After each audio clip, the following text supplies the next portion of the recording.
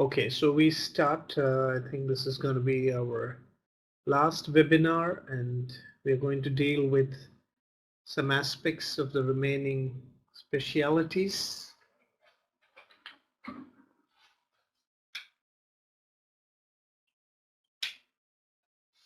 So we discussed already about surgery, and we also discussed about Rasayana. So there are some other topics that we have left, which we will complete today. So let's start with Kaya Chikitsa. So we are generally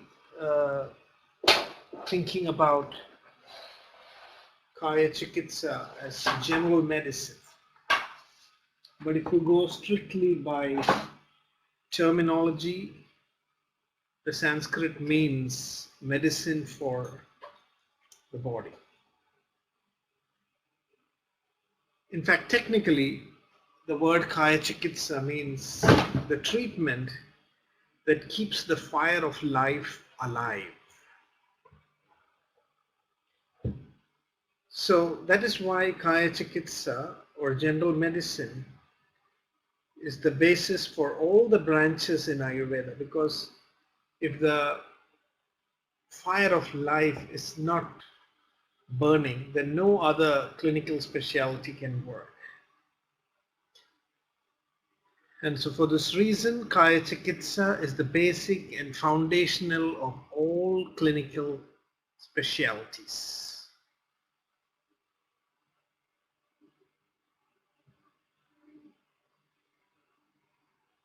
So I hope this is clear.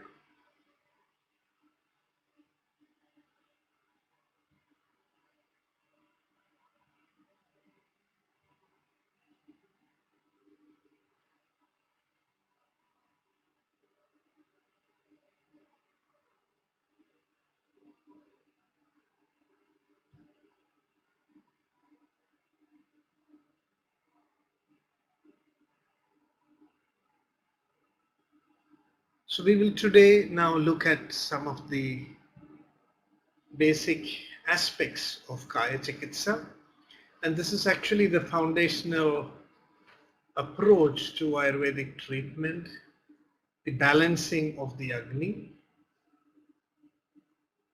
The primary focus of Kaya Chikitsa is to keep the metabolic fire balanced, which means that the fire should not burn the body too soon, nor should it die out too soon. So this is the challenge. And the entire focus of Kaya Chikitsa is to keep the fire of life burning optimally. And in order for the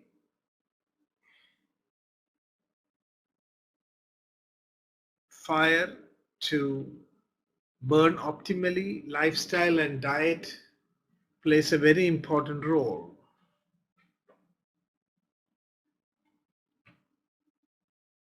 And this is the center point of the process of Kaya Chikitsa. It's basically a lifestyle and diet based system of treatment with the addition of also medicines.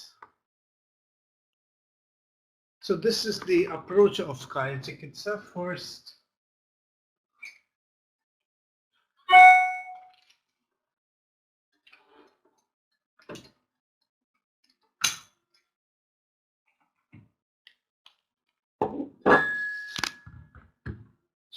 we have the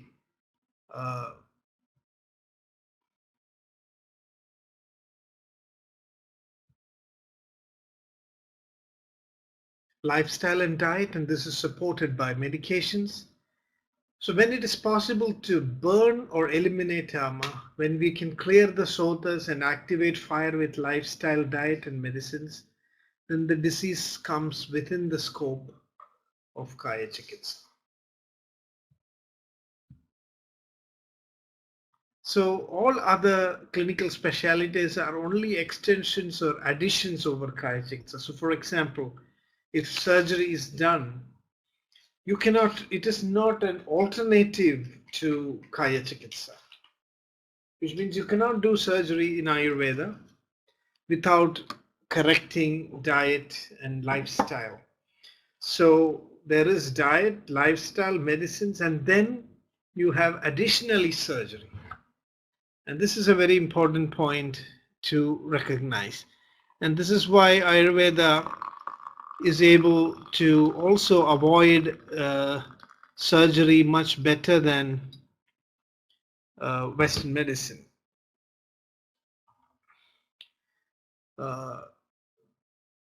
All other branches are add-ons to Kaya Chikitsa. So this is the point I wanted to highlight. So even when you do surgery, you have to first apply the principles of Kaya Chikitsa and then extend it further with the surgical interventions. So today we will look at pediatrics as an extension of Kaya Chikitsa. The difference in Ayurvedic pediatrics is that the pediatrics in Ayurveda also covers gynecology and obstetrics. In other words, pediatrics in Ayurveda, it's actually mother and child health together. So mother and child health is a better term for the Ayurvedic approach to pediatrics. The word is used in Sanskrit as Kaumara Bhritya, and Kumara is the name for the infant or the child, and Kumara means one who is killed very easily. It means the newborn child is very vulnerable and is killed, with the slightest provocation or, stress. So Bhritya means nurture and care for. So the whole goal of this branch of Kaumara Bhritya is to prevent infant mortality as well as maternal mortality. So this is very interesting. The word, the Ayurvedic term for pediatrics is that which helps to prevent maternal and infant mortality. So this gives a deep insight into the Ayurvedic approach to mother and child health. So it's also sometimes called Bala Chikitsa, which is more emphasizing on the pediatrics aspect. And the mother and child are looked at as one unit.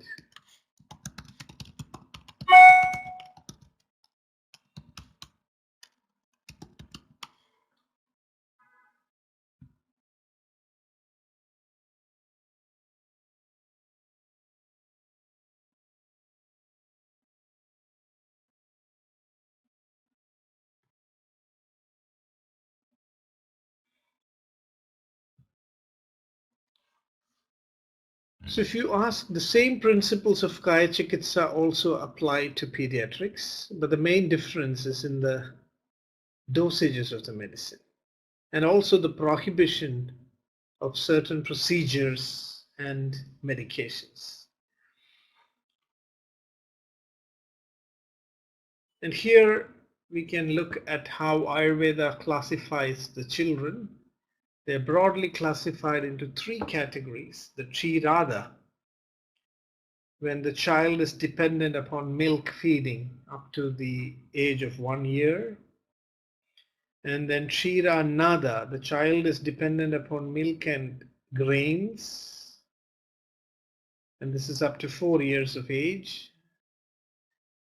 And Another is when the child is completely brought to eating solid food. And this is called the phase of Annada. And this is from 4 to 16 years. So, and here when you say milk, it means the breast milk of the mother. So Ayurveda emphasizes the importance of breast milk feeding in the first, 4 years of life.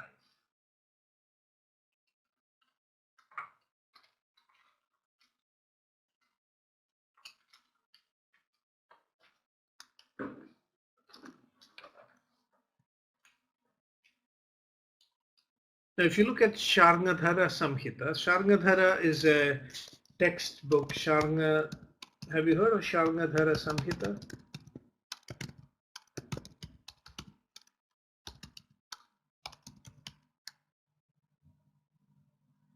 This is a textbook on Ayurvedic pharmacy and pharmaceuticals.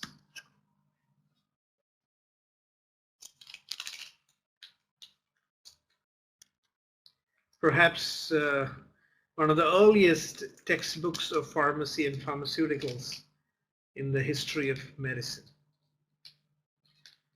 And in this book is a systematic account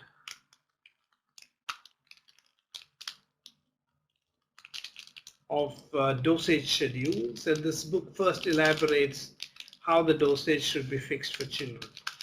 So I was mentioning that the main difference between Kaya Chikitsa and Pediatrics, one of the main differences in fixing the dosage. Otherwise, the same principles are used in both the systems.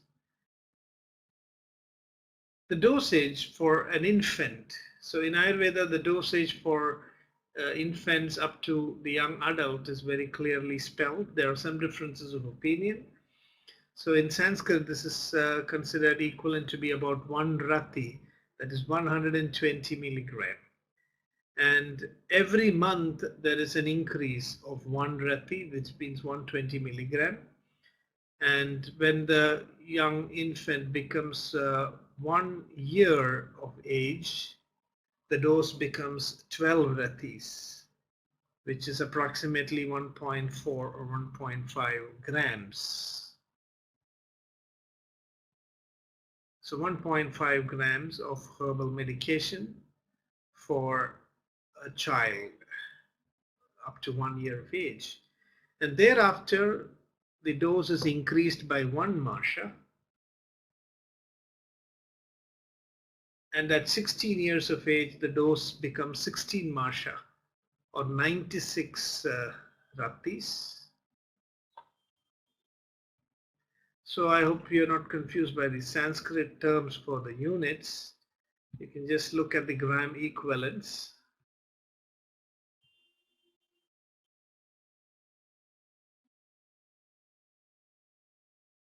So 1 masha is approximately equivalent to 6 ratis. And 96 ratis become 1 to 11.5 gram or 12 grams. So 12 grams is the dosage that is to be administered when the child becomes 16 years of age. Is this clear? So just summarize. You start with 120 mg, and when the child becomes 16 years of age, you're able to give approximately 12 gram. So you can see the increase from 120 milligram to grams. So which means it's about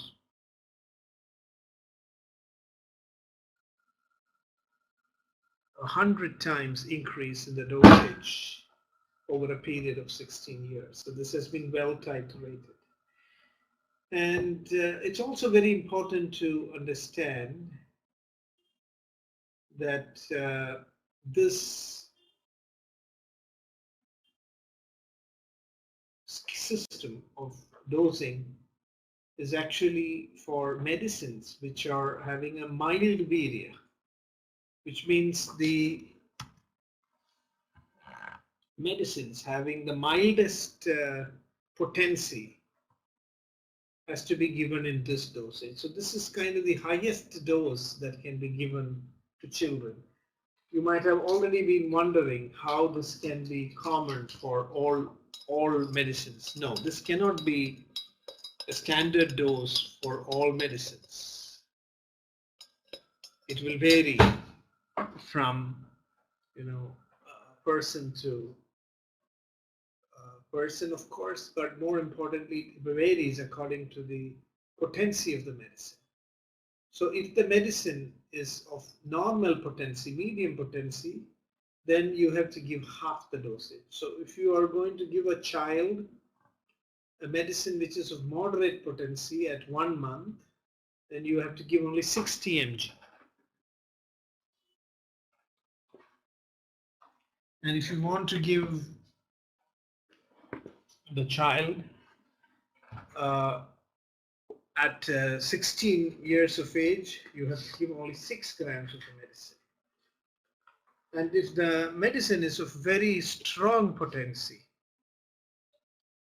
then you have to actually give even half of that, which means you would start with 30 mg and you would end with 3 mg.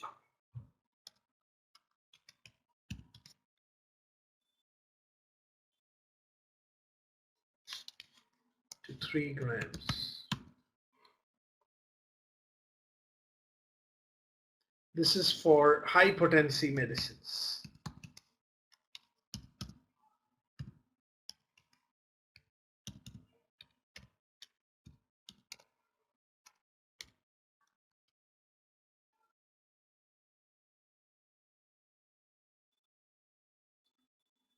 And for moderate medium potency medicines, it's 60 mg to 6 grams.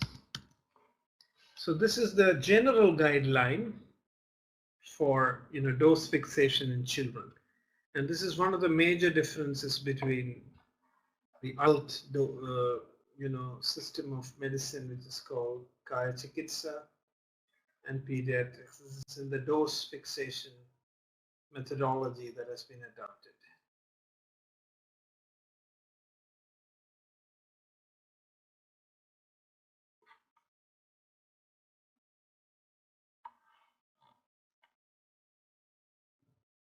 Now there's another expert called Vishwamitra who wants to give a dosage that is even much lesser. So the two differences of opinion. According to Sharnadara, the dose can be much higher. You start with you go up to a maximum dosage of 120 milligrams. Whereas according to Vishwamitra, you have to start from 20 milligram.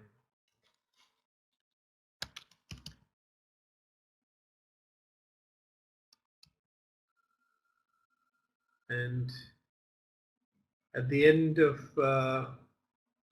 1 year, it becomes 240 milligram. Whereas we found that in the case of Sharnadara's recommendation, it will go up to 1.4 grams. And this is again for the medicine which has got a moderate or medium potency.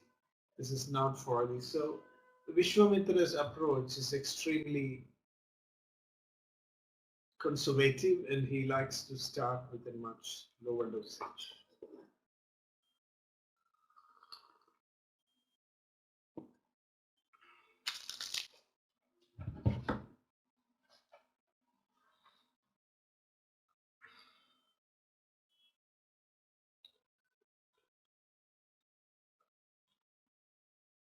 And now I'm just pausing a little bit because there's some mathematics involved, and you can just take a little bit of time to register this in your mind. And the reason why there are differences of opinion between these experts is because we cannot fix the dosage of medicine just based on the potency of the medicine. Potency of medicine is only one factor. We have to also look at other factors like the strength or bala of the child,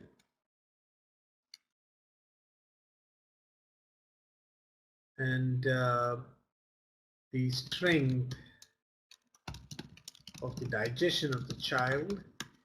And when you look at all these factors, you may have to, vary the dosage. So if the child is not of much strength, the digestion is weak, and then we have to start with much lower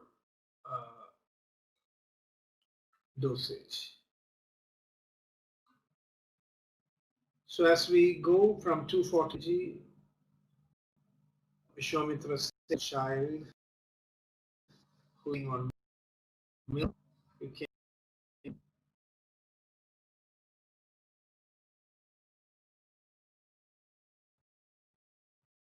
go from 360 mg, and when the child begins to shift from milk to milk and cereals or grains, then you can double it to 720 mg. And when the child begins to eat food, solid food, then it can go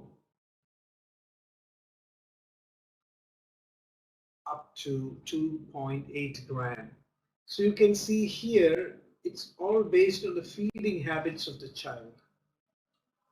And when you're saying the feeding habits of the child, it's obviously related to the Agni or digestive capacity of the child. So essentially we can say that we have two systems for fixing the dosage of medicines in children. One is based on the potency of the medicine. So you have the dosage for the mild potency medicine, and then you make it half or quarter for moderate and highly potent. And then you have another system which is based on the digestive capacity of the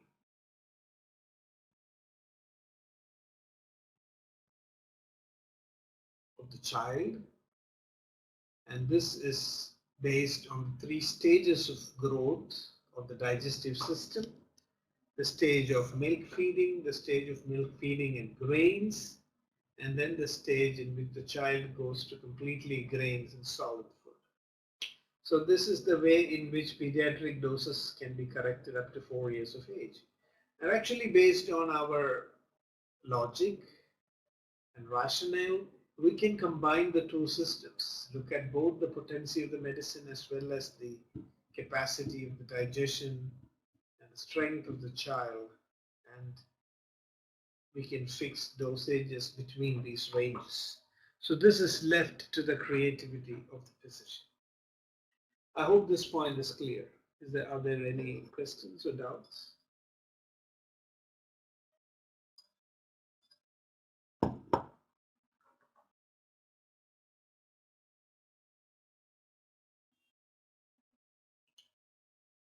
Okay, so that's fine. So we continue.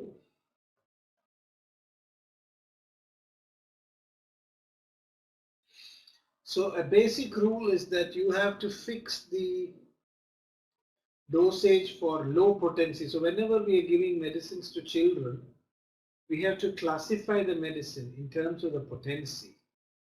We have to decide whether it is high potency or medium potency or low potency.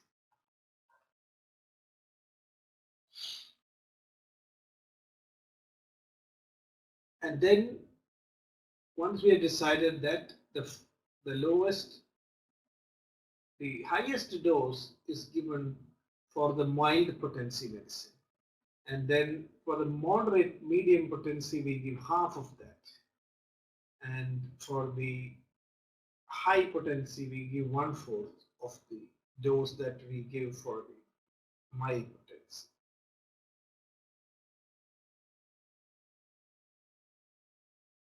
So the dose for adult is around 7.2 mg for 16 to 60 years of age, and this is for the mild potency medicines. So this is the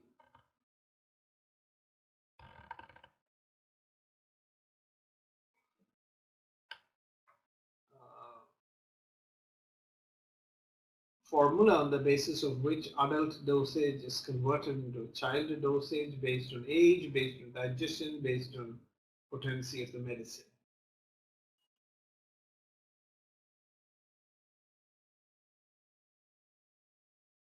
So even in modern medicine, you have these kind of formulas where the age of the child divided by 20 into adult dose quantity is the formula on the basis of which we fix the diet for, the dosage for children. So this is a brief summary of the method of dose fixation. So the same medicines which we, except for some exceptions are there, medicines which are extremely strong in potency should always be avoided in children because their dhatus is still being formed and they're not really extremely strong. So for this reason, we have to avoid giving medicines that are too strong in children.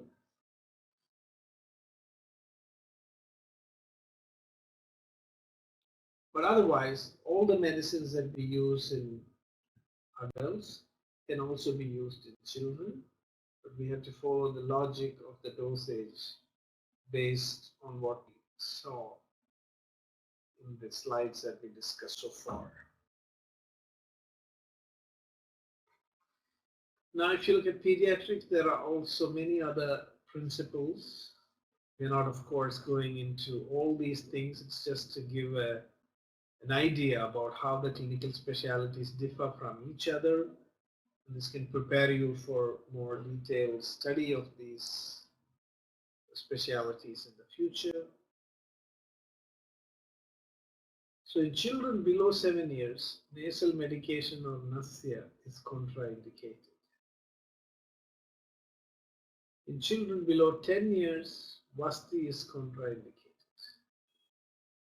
And strong purgation or virechana is also contraindicated in children. So we cannot use certain medicines, certain formulations that are too strong and potent. We cannot also administer certain treatment procedures in children because children cannot withstand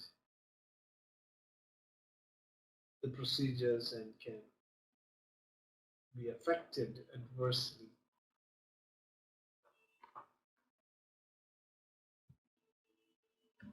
So that's about pediatrics. Again, I'd like to ask whether you have any questions here, any additional things. So to summarize, we talked that Kaya Chikitsa means,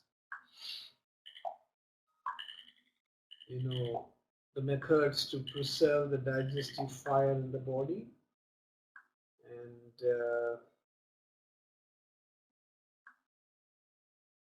it includes primarily diet and lifestyle, then with support of medicines, and that in this background, when we bring the focus on the child and especially dose fixation, avoiding certain medicines, then Kaya Chikitsa gets transformed into pediatrics. And we also just discussed that pediatrics means it's mother and child health. And actually these are discussed in the section in Ayurveda called Sharira Sthana, the section describing the birth and death of the human body. So pediatrics is part of this section. Here is described fertility, conception, pregnancy, childbirth,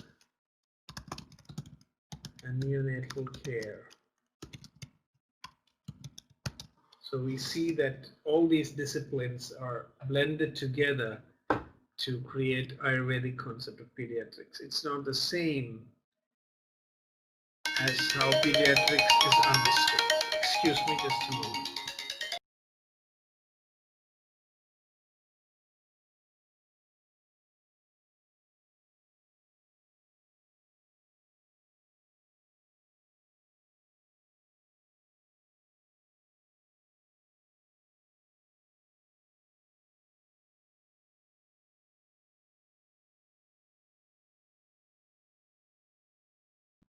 Do you have any doubts here? Because otherwise we are now going to go into Shalakya, which is ENT, the ear, nose, throat. Any clarifications?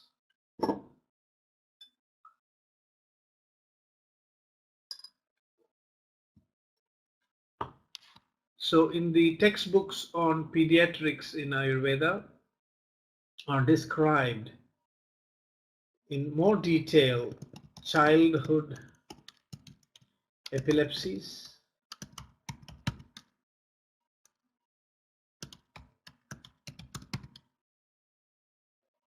and also childhood skin eruptive diseases and treatments. So many special diseases that are seen only in childhood are also described in great detail. And to just remind you again, the two important textbooks called the Kashyapa Samhita and the Arogya Kalpadruma, which are excellent sources for the knowledge of pediatrics in Ayurveda.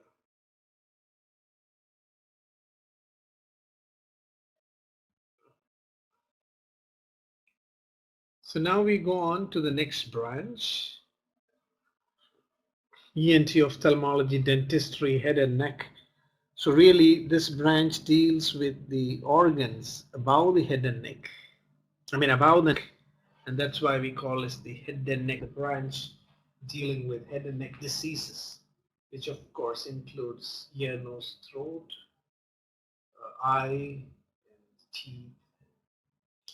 So according to the texts, there are mainly about 76 diseases pertaining to the eyes, while the ears are prone to 25 different kinds of ailments.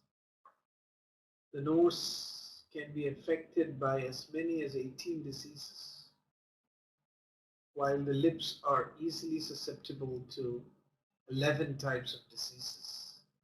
And Shalakya Tantra is the branch which deals, you can say therefore that it deals with the diseases of the special sense organs and the oral cavity, the dentistry and things like that. And it's a lot of diseases are described. And we will just have a look at this classification in Sushru Samhita. You can see how there is an entire section dealing with this branch of medicine, and there are as many as 26 chapters in the Sushru Samhita which deals with diseases, affecting the eye, nose, and so you can have an idea of the detail in which these diseases have been described.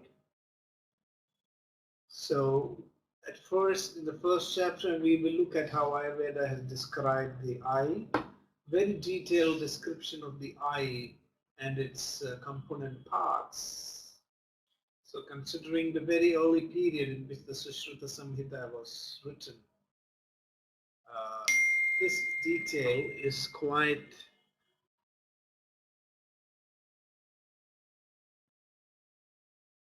elaborate.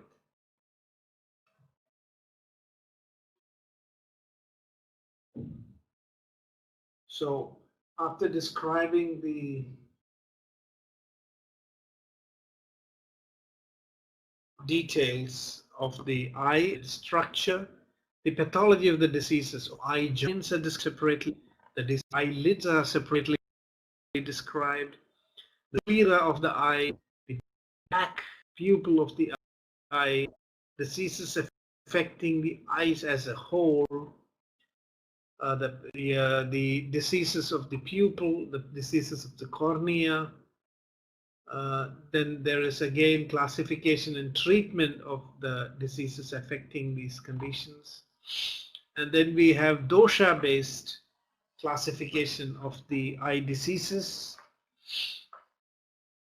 the treatment of vataja ophthalmia, the treatment of pittaja ophthalmia, the treatment of shleshmaja ophthalmia, which is kapha, and then the treatment of raktaja ophthalmia. And then the diseases are classified based on the treatments that are done. So there are diseases of the eye in which we have to mainly do the scraping treatment. So the diseases are classified not just on the basis of which part of the eye is affected or which dosha is dominant. So you can see the multiple system of classification. It's also classified based on what type of treatment we have to use. So many diseases requiring similar treatment are actually grouped together. So Leikheroka means diseases in which we have to do the scraping.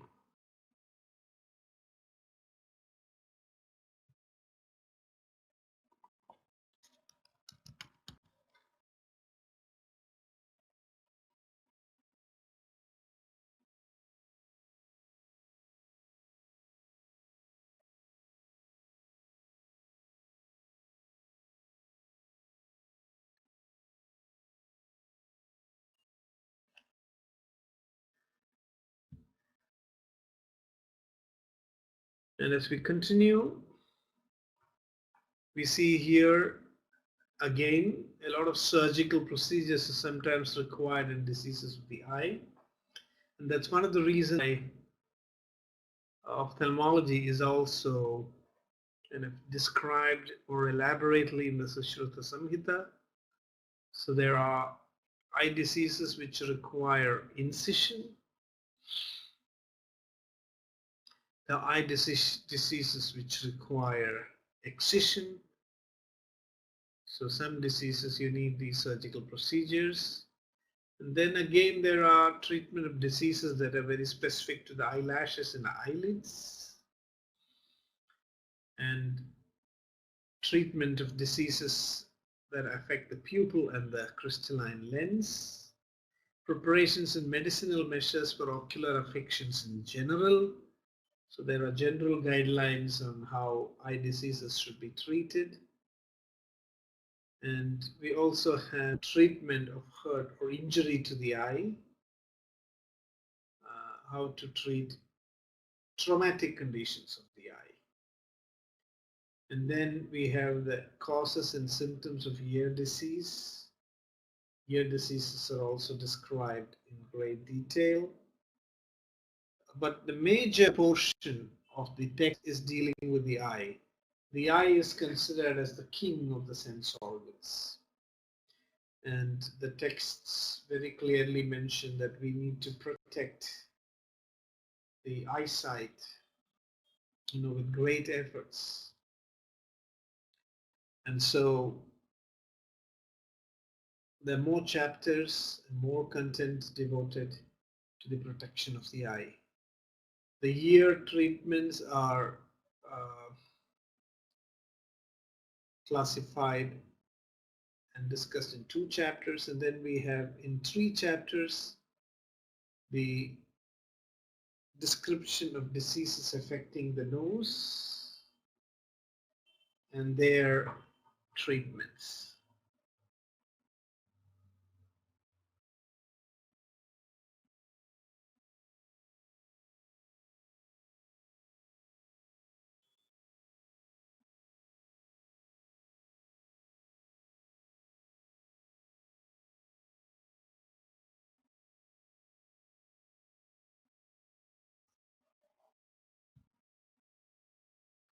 And then we have treatments of the head. And this is how Sushru Samhita deals with this topic.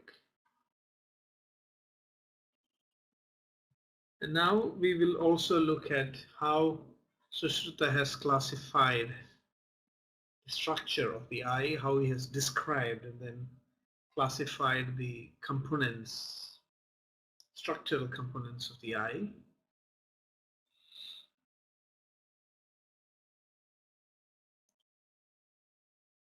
And I also want to mention that this branch of Shalakya, apart from describing the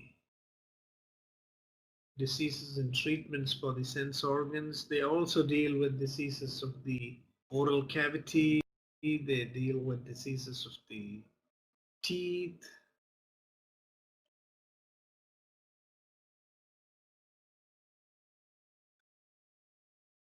and so this is the scope and the extent of the subject matter of this branch of Ayurveda.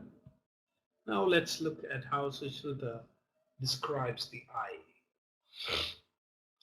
This description of the eye is very important in treatment, and do you encounter patients with eye diseases in your practice?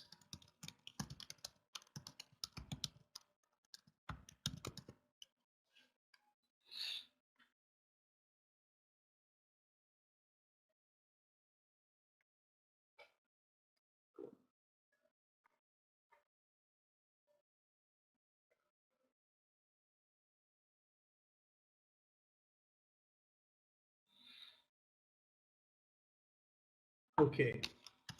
In India, a lot of patients with eye problems come to us after visiting modern ophthalmologists.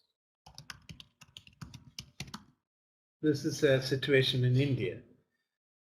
And many of them, after they don't get relief from modern treatment, they come to us. And it is a bit challenging for us to decide which type of patients we should accept and which we should not.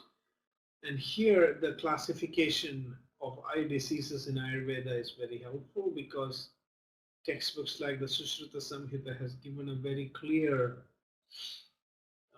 indication of the process, the curability or otherwise of these diseases. And in order to understand this classification, understanding the description of eye according to Ayurveda is very essential. And so I will very briefly go through the Ayurvedic description of the eye. So the eyeball is described as Nayana Budbuddha, and Budbuddha means a bubble, so the eye is considered to be like a bubble.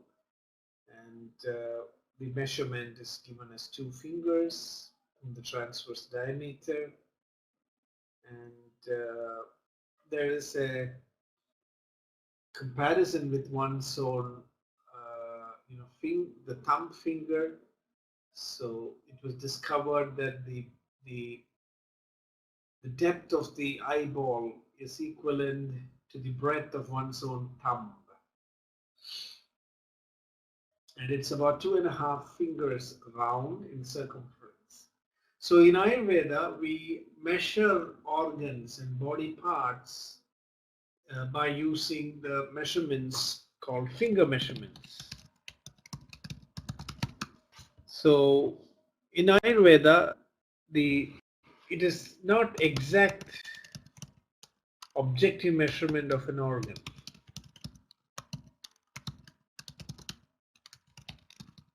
It's rather,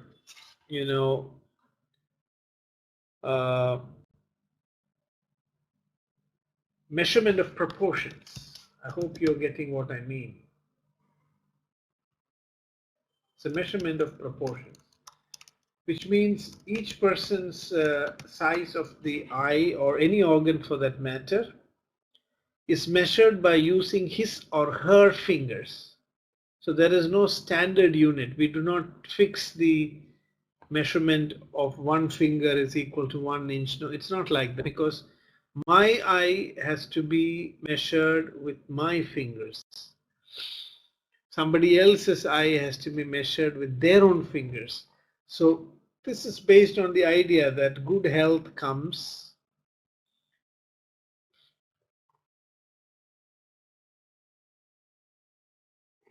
when we, when the proportion of various body parts and organs are,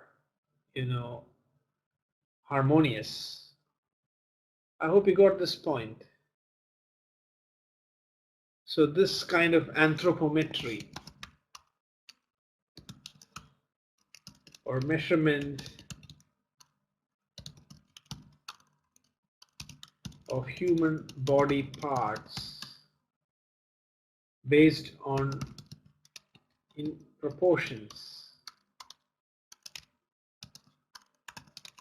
is a very important aspect of Ayurvedic approach to studying the body. So this is called as Anguli Pramana, or measurement with one's finger. Is this clear? Did you get this point?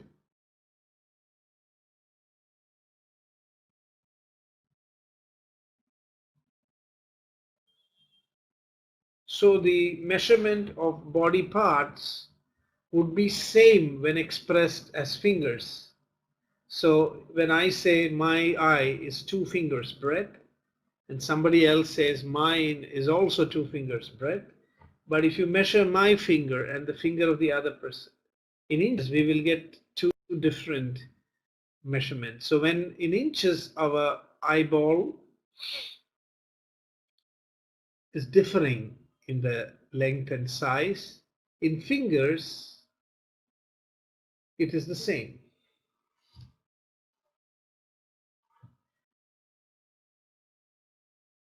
So we say that the eyeball is almost round in shape. It resembles the teat of a cow.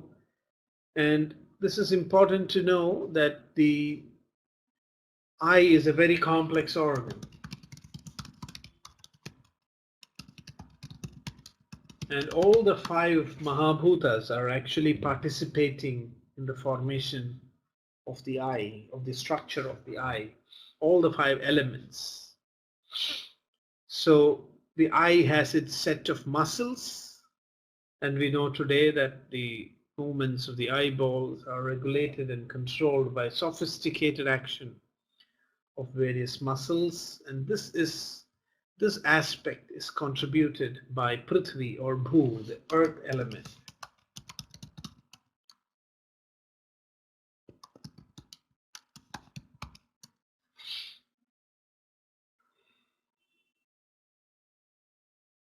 And then the element of heat, or Agni or Tejas, is in the blood.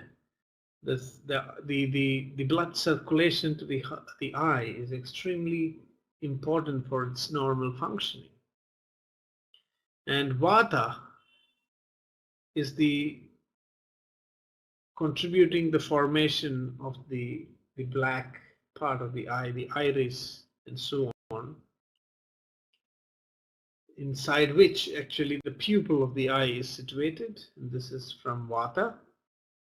And the fluid element, the Jala,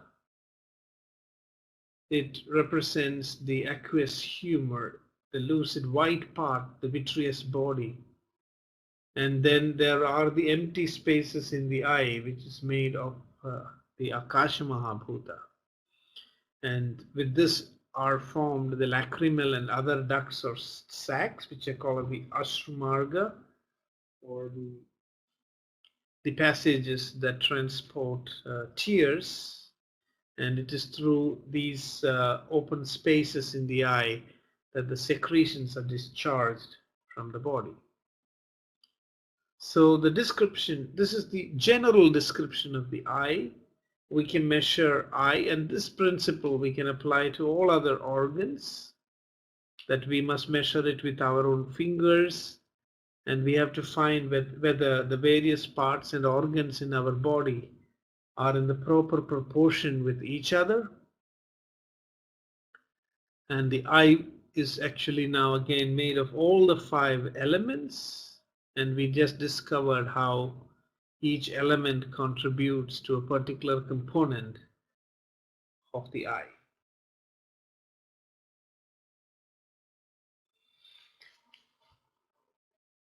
And now we will go into a little bit more detail on the description of the eye. So in Ayurveda, we have technical terms for different parts of the eye. The drishti, or the central part of the retina, macula lutea, is described by expert ophthalmic physicians of ancient India. The black portion of the eye is called as the Krishna Mandala, which is the choroid, forms 1/3 part of its whole extent, while the drishti has only 1/7 of the Krishna Mandala. The mandalas are subdivisions. These are called as the circles, the circular zones of the eye. Then the sandhis, the joints where these subdivisions meet with one another, and the patalas, are the layers of the coats of the eye, are 5, 6, and 6 in number. So we have for sandhis, the mandalas are 5, the sandhis are 6, and then the patalas are 6.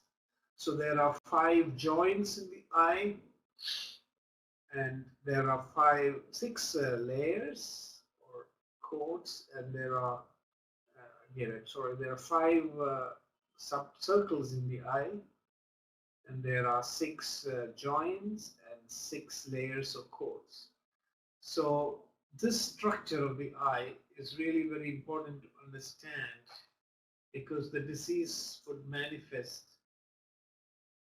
in any of these structures, and the treatment and the approach and the prognosis, it all depends on what structure and what part of the eye has been affected by the disease.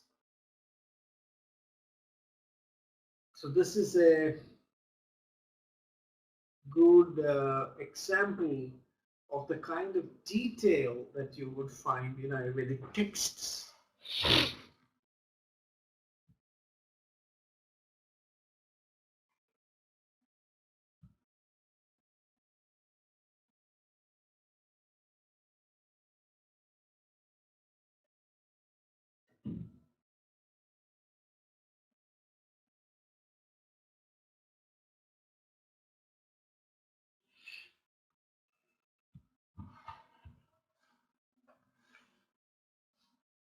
So I hope this is clear. So there is some technical information. So 5 circles, 6 joints, and 6 layers of coats. So this is how we look at the zones of the eye, which are important in deciding what treatment needs to be given.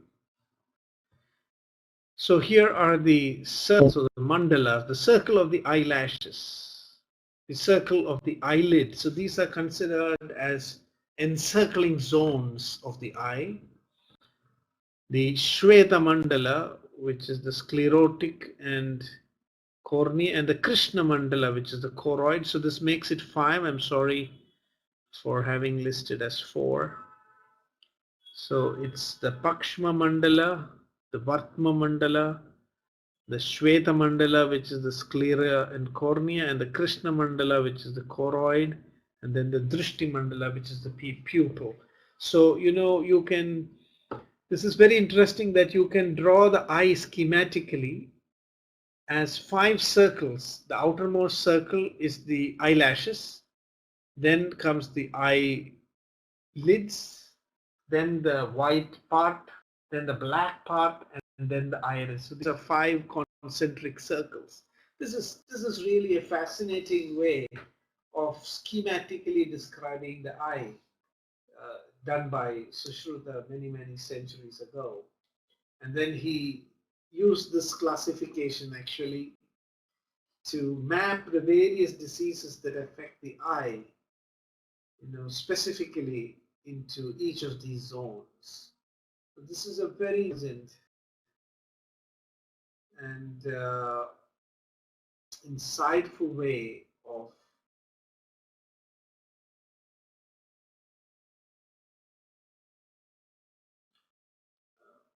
creating a very schematic, systematic, and practically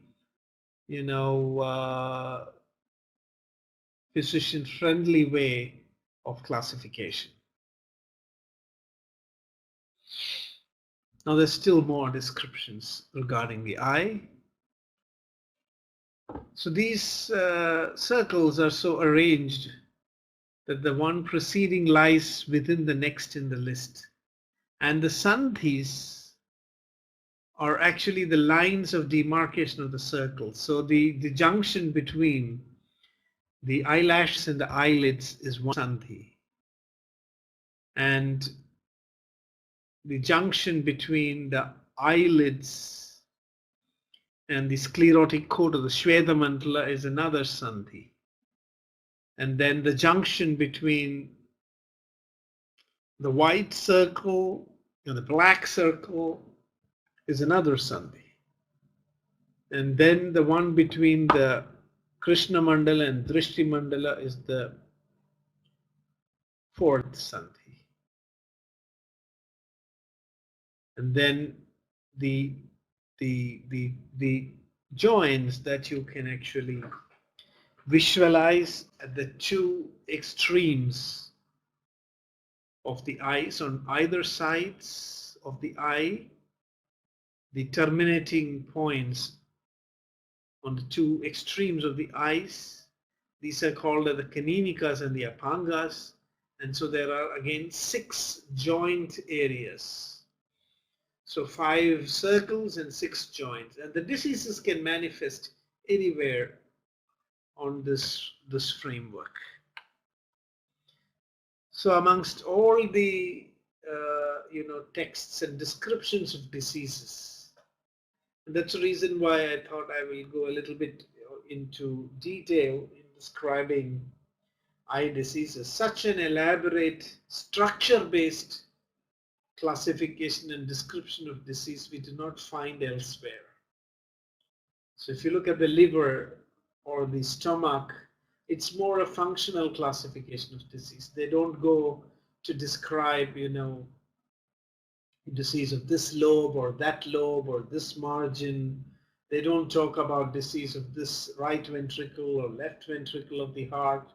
They don't talk about the ascending, descending, or transverse colon. But when it comes to eye, the description is extremely kind of detailed and with very clear demarcation of the various parts and structures of the eye.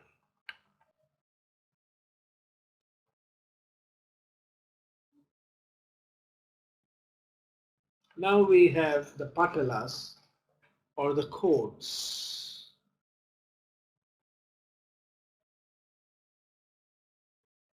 Two of these coats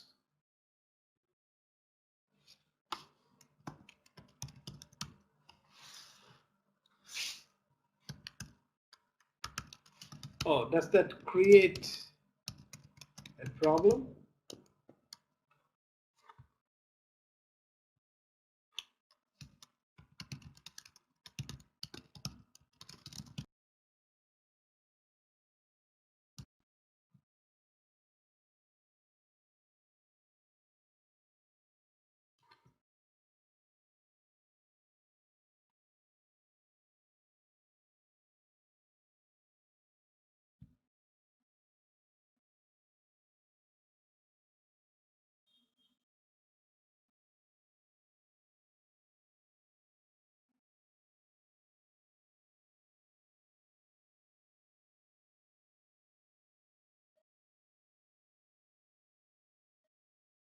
Yes, this is called as variation in pupil centration.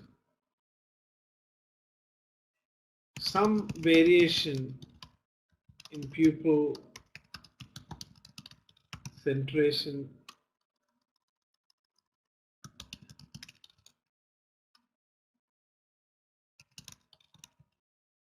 is well known.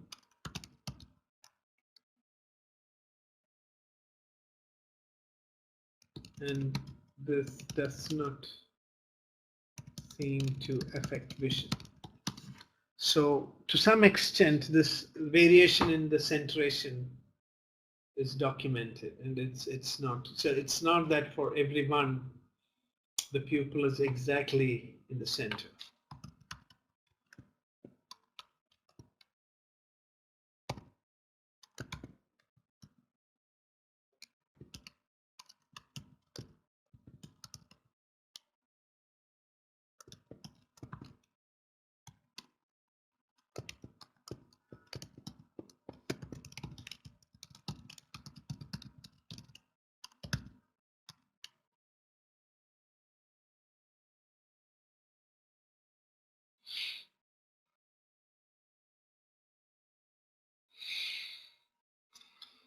So I hope that is clear.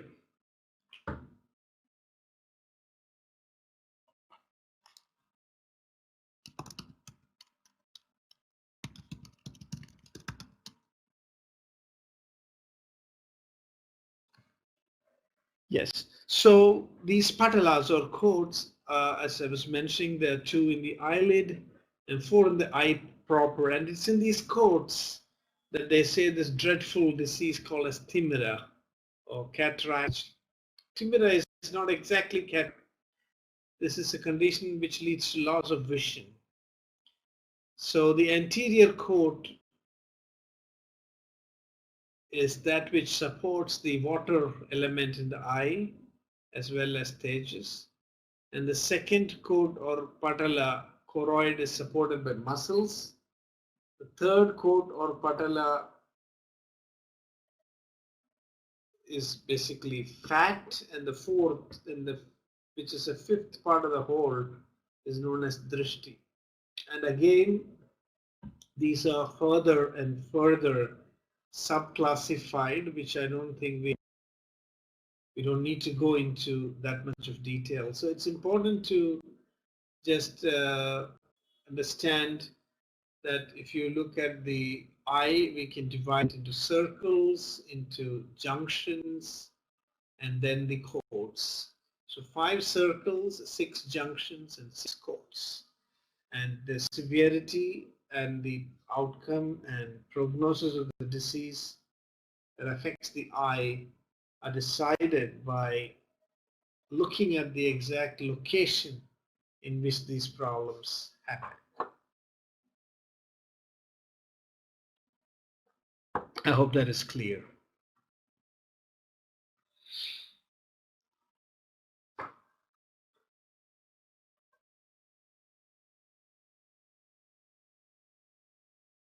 So they have also gone into more detailed description of how these different components of the eye are held together, because sometimes the problem can happen at different levels. So the different parts of the eyeball are held together by the blood vessels, the muscles, the vitreous body, as well as the choroid. And beyond the choroid, the eyeball is held by a mass of schleishma, which is like a viscid substance. This is called as a capsule of tenon, and this is supported by a number of blood vessels. The doshas are said to affect these structures to cause various types of eye diseases. So here we can see in Shalakya Tantra, this is just a taste of Shalakya Tantra, which is a branch dealing with the special senses. And this description that we reviewed now gives us a fair idea of to what detail they have gone into studying the structures of the special senses and then classifying the diseases. Now, Sushruta Samhita now, after describing this complex structure of the eye, Sushruta Samhita goes on to describe 76 types of eye diseases. And of this, 9 are confined to the sandhis, which are the binding units, 21 to the eyelids, 11 to the Shukla Bhaga, the vitreous body, 4 to the Krishna Bhaga, the region of the choroid, 17 to the entire eye region, and travel to the region of the drishti or pupil or the crystalline lens. And the additional to this case. So we'll not go into the details. I just wanted to show the method of classification. And then the Sushru Samhita goes on. You can see that this is a book on surgery. And even in this book, we find such detailed description of eye diseases.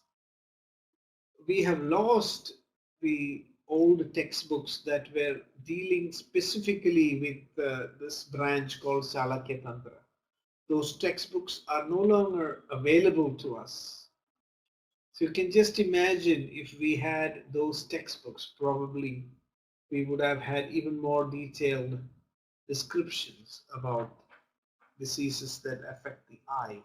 But unfortunately, those texts are lost.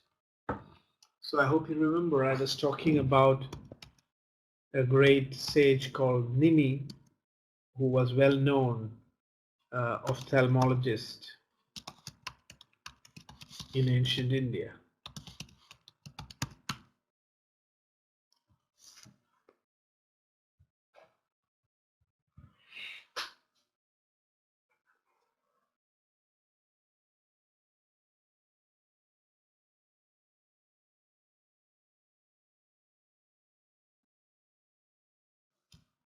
And so his work was known as the Nimi Tantra. And this has been lost today. It's not available, and therefore we are not able to get more details than what is available in the Sushruta Samhita.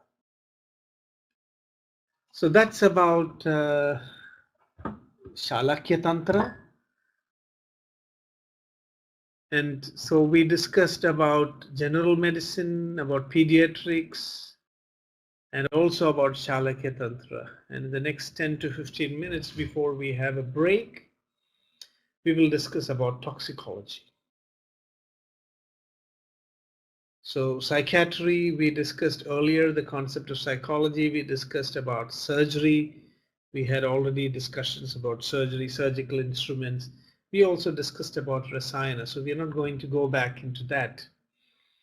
So after the break, we will be dealing with which is called as Vajikarana. This is the last branch of Ayurveda, and in fact textbooks like the Ashtanga Hridaya of Vagbhada. Have you heard of Ashtanga Hridaya?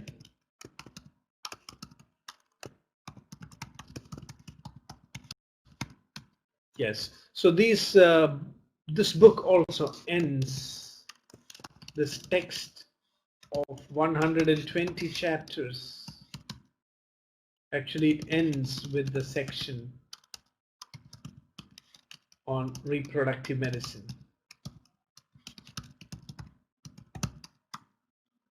So the idea is that many of these textbooks, they like to end with reproductive medicine. In Ayurveda, it was considered, positive, that we don't end with death, we end with the possibility of creating new life. And that's the reason why reproductive medicine is the last topic discussed. And that's why also in our webinar, I choose to keep reproductive medicine as the last topic, because that's the message of the Ayurvedic logic of learning, that we end with the possibility of creating new life. And so after the break, we will go to reproductive medicine and then conclude our webinar. But before that, we look at toxicology, because while reproductive medicine is the hope,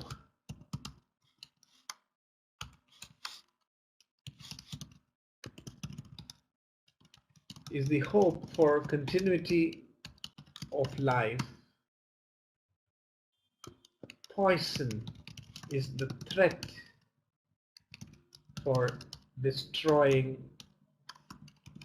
life.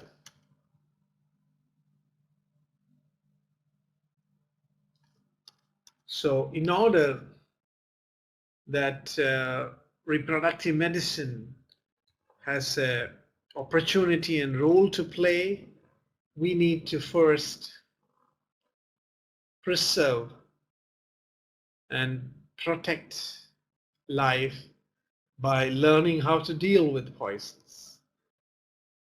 And so before we go into reproductive medicine, we'll take a look at the branch of toxicology.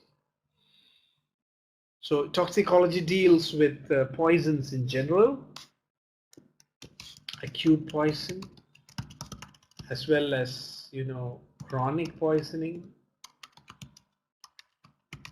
It deals with strong poison,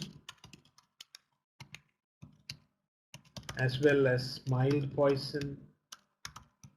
It also deals with any toxic effects that can even come from food that is consumed wrongly.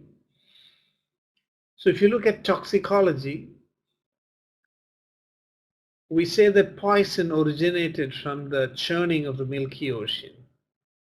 And based on origin, poison is classified broadly into the animal poison and the vegetable poison.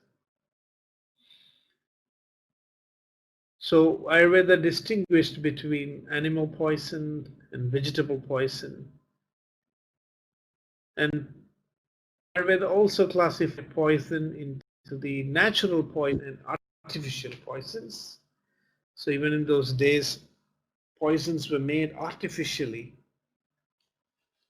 with the intent of harming people. And so it was necessary for medical practitioners to be able to diagnose conditions in which artificial poisons are deliberately used, and then also to learn methods and techniques to deal with these conditions.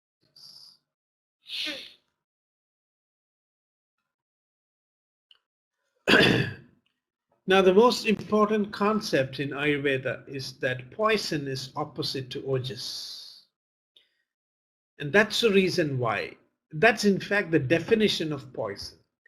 Any substance which has properties that are opposite to that of ojas, which means, light, hot, sharp, dry, and all these are properties that can burn and destroy the structures or dhatus of the human body. So, and it is for this reason that Ayurveda also advises not to indulge in alcoholism, because alcohol, according to Ayurveda, is mild poison. Alcohol also has the same properties as that of poison. And this is opposite to that of ojas. So they threaten life.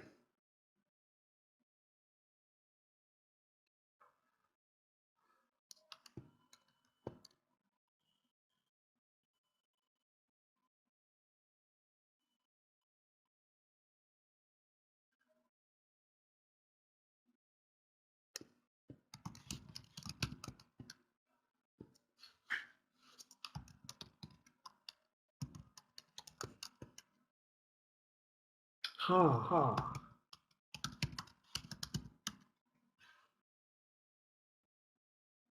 Yes. So when the ojas is gone, you can see it can change completely the functioning of the mind. It increases the rajas and tamas in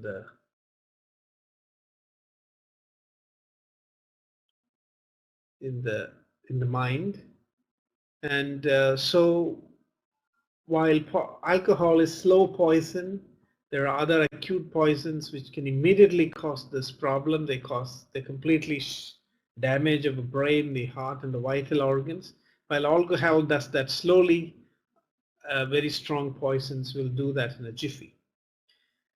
So another definition of what is a poison is any substance that start working in the body, that spreads all over the body before the body can digest or metabolize it. This particular property is called as Vyavayi property.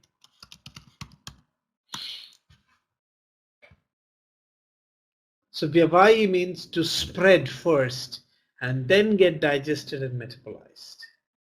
Now this is again a very important characteristic of a poisonous substance. So any substance that has properties opposite just, and that which will be spreading in the body first and then getting digested, and then which causes damage and breaks down of the body, which is called as another property called Vikasi.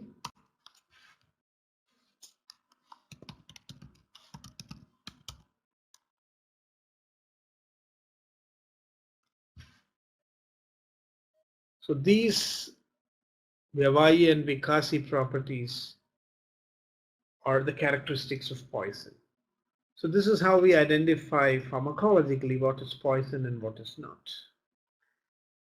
And because of its disturbance and damaging the system of Ojas, they can cause threat to life.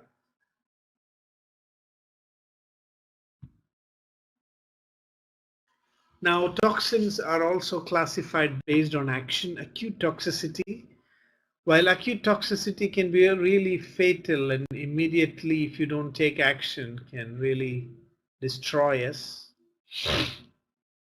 Chronic toxicity also is a big problem according to Ayurveda. So substances can become toxic in course of time, and this is something which we do not notice, and a lot of toxins that work on the human body today can actually be classified under this system. They are chronically toxic.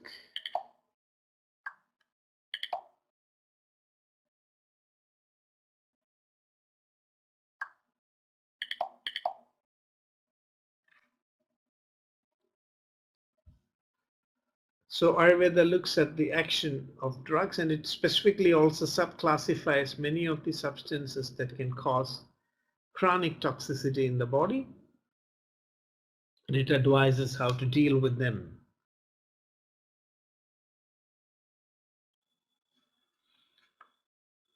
Now comes the effect of poisoning.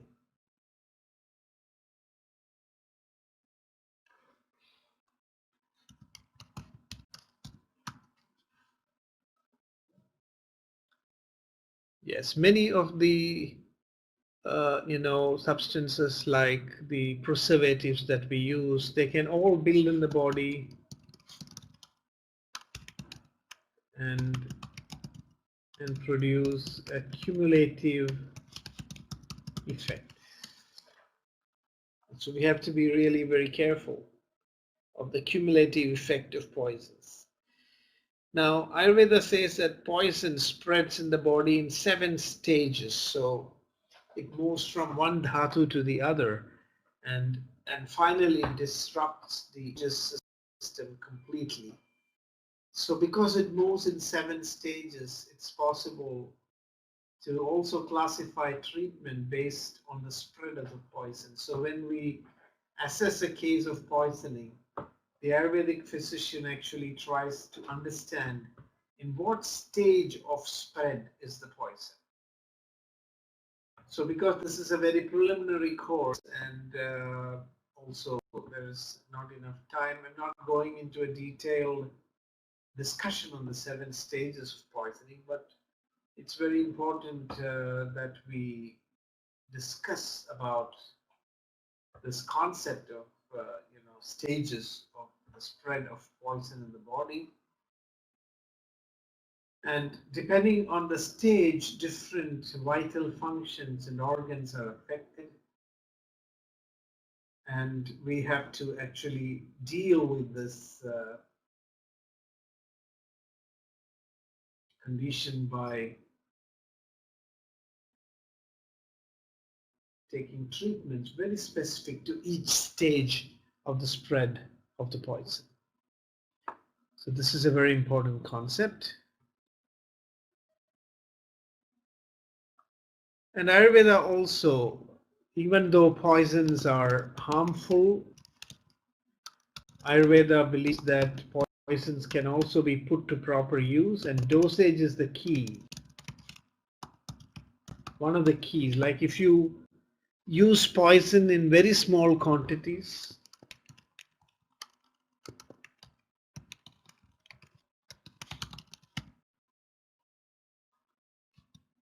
is helpful for the body. There is also a concept called hormesis.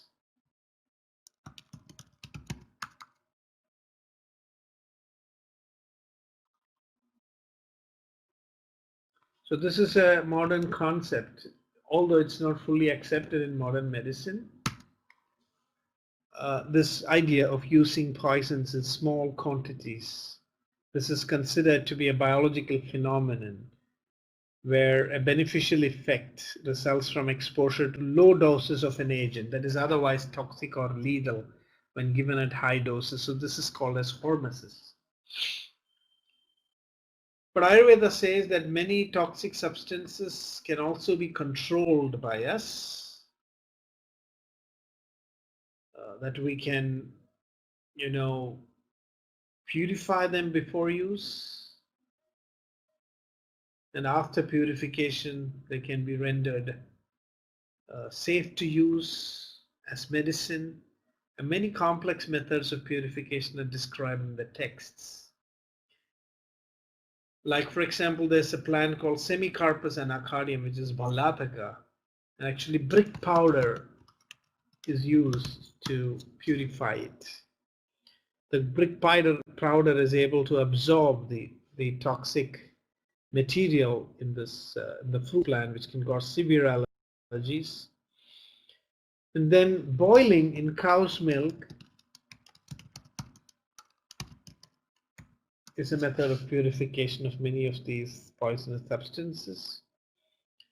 And sometimes we also use cow's urine for purification. So different methods, some herbs are used.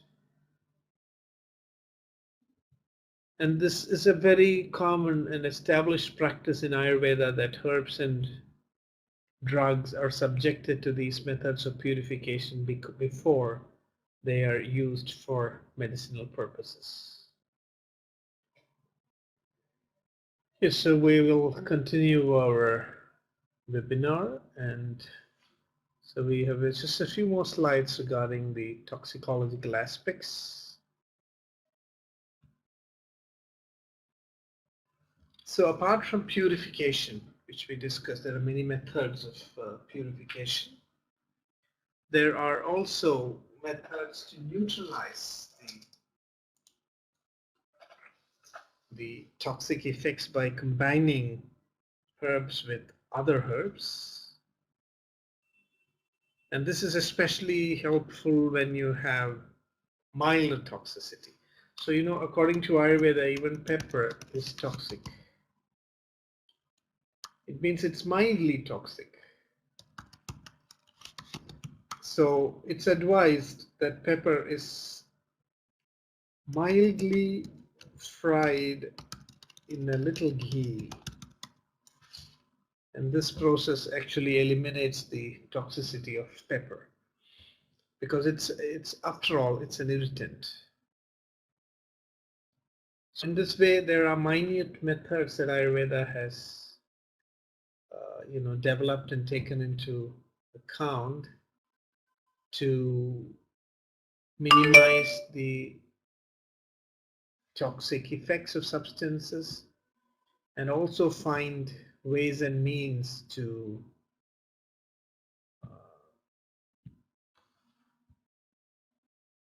use poisons in a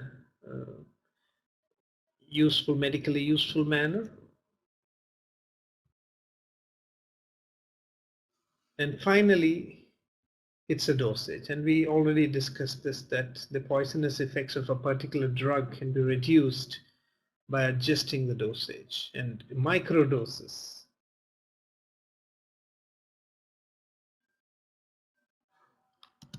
Yes, that is true too. So we say that a substance can become poison or nectar depending on how and where we use it.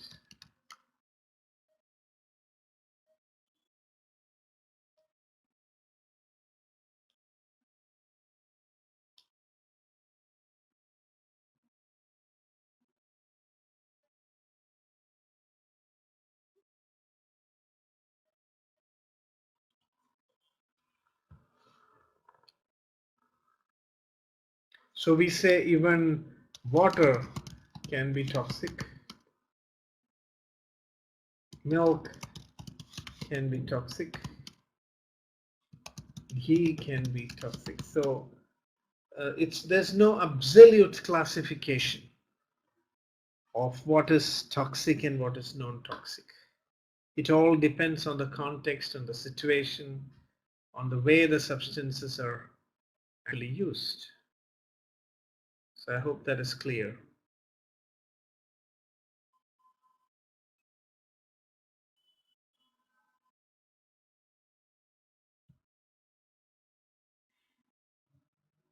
So with that, we complete the section on toxicology. And now we come to the last part of our webinar, and as following the structure of the classical Ayurvedic texts, I have chosen reproductive medicine as the last topic. And as I was mentioning, this is to just convey the positive message of the hope of life, that life has inbuilt within itself the possibility of recreating, of producing new life. And so this is the ultimate victory of life, that it propagates itself before it succumbs to disease, before it succumbs to old age, and before it gets destroyed by the use of nature. So placing reproductive medicine at the end of the text has a very profound message to convey.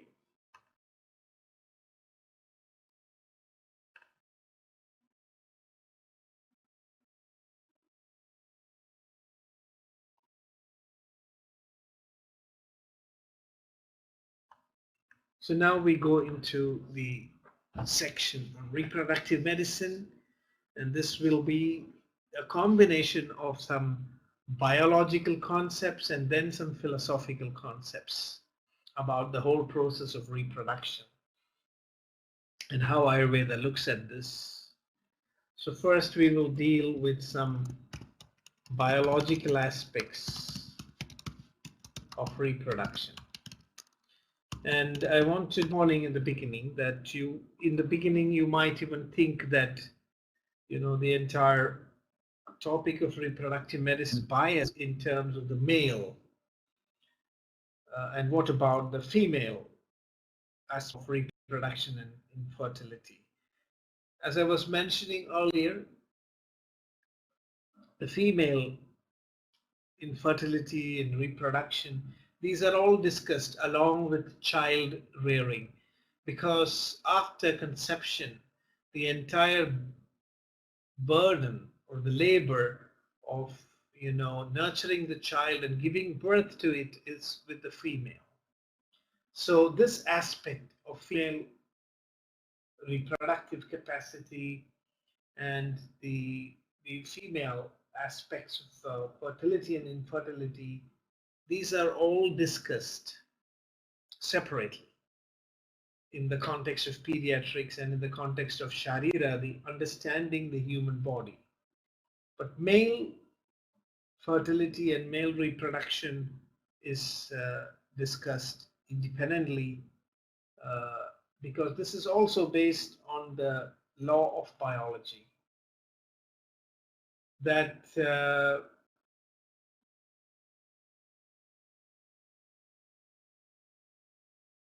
which we will discuss as we move further.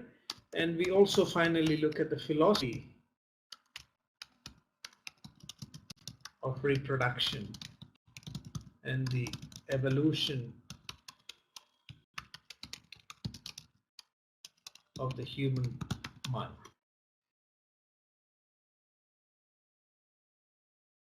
So this will be the final topics that we are discussing, and we can start now. So I mentioned earlier when we gave the introduction that there are two terminologies that are important when we look at reproductive medicine in Ayurveda. One is Vajikarana, which deals with aphrodisiacs, or sexual potency.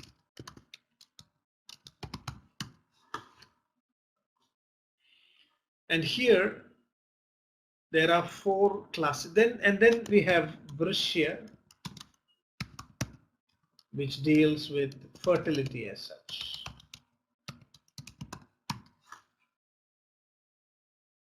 So there are four categories of pharmacological substances that are used in Vajikarana, and we will go through this very carefully, and please let me know if you face any difficulty.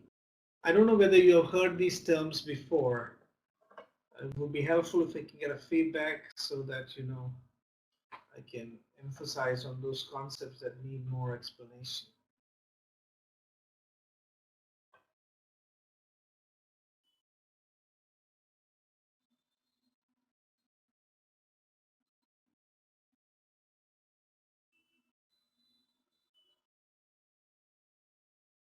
Yes. This branch is actually important today for two reasons, in my opinion. One is to ensure that fertility is preserved. Of course, in many countries where population is of growing concern, this may not, be as relevant. But the other thing is to prevent diseases that arise out of poor planning of conception. Many genetic diseases, many diseases that are originating in at the congenital level. So this, I think, is the most important role of this branch of Ayurveda today, that it can enable to have children who are more robust, who are devoid of genetic defects, who do not have congenital problems. And this is basically the role of this branch of medicine. Now, there are substances which are called as Shukrala, which means these are drugs which cause qualitative and quantitative increase in Shukra or sperm. So the classification of drug action in Ayurveda is quite detailed. So herbs like Ashwagandha, which I'm sure you're aware of, Musali, which is actually, the botanical name is Curculigo orchioides. Then Sharkara, Shatavari, sugar.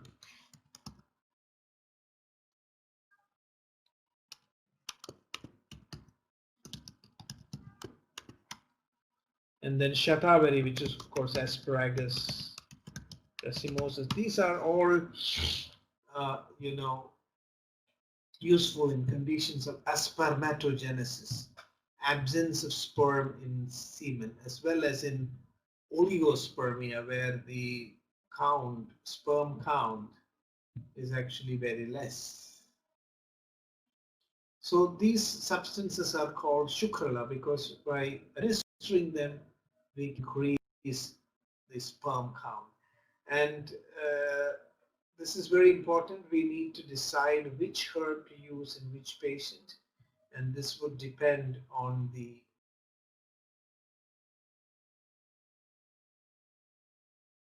doshic, involvement. There are methods in Ayurveda to assess what dosha is involved behind the problem of infertility, and this is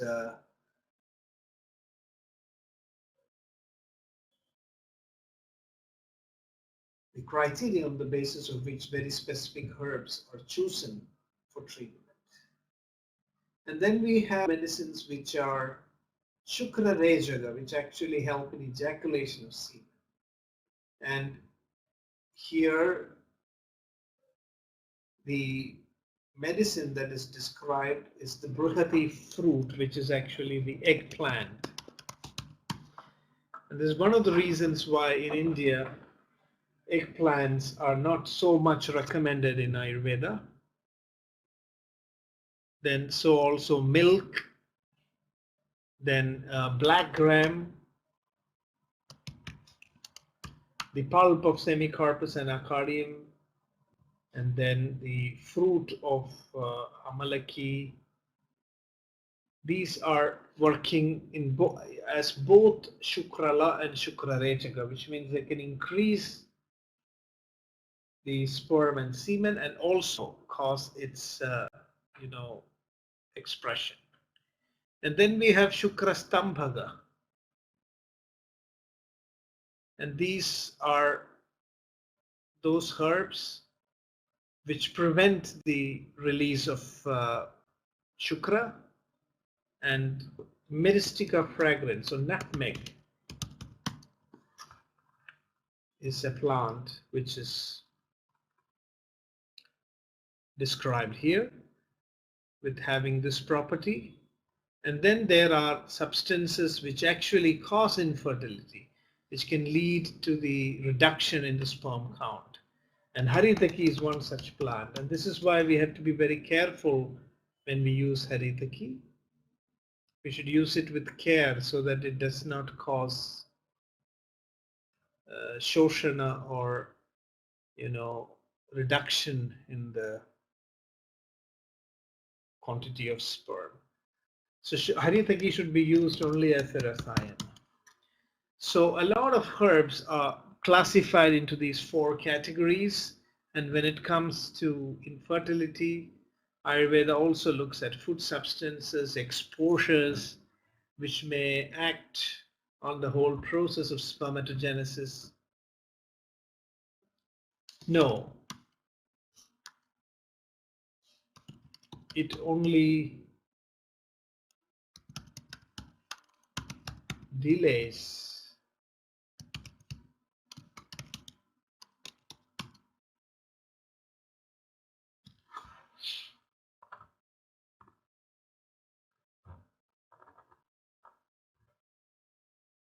so it's only herbs like Haritaki, Tulasi, basil, holy basil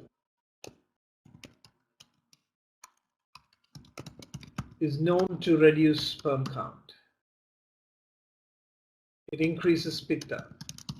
So we have to be careful to not, but the effect is temporary. And you use the holy basil and it causes a reduction in the sperm count. This is very temporary and it can be reversed very easily by withdrawing the use of holy basil.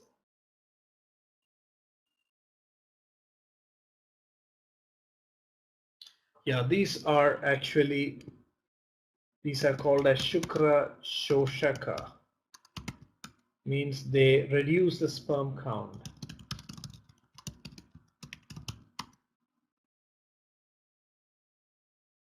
Nutmeg does not reduce the sperm count. So that's the difference. So in Ayurveda, these kind of herbs and their actions have been described very elaborately.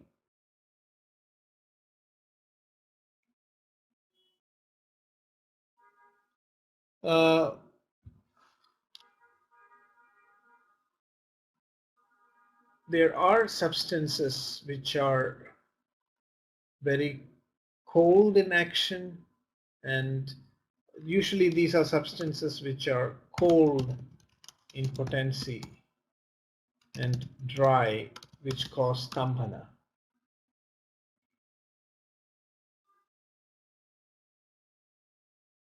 So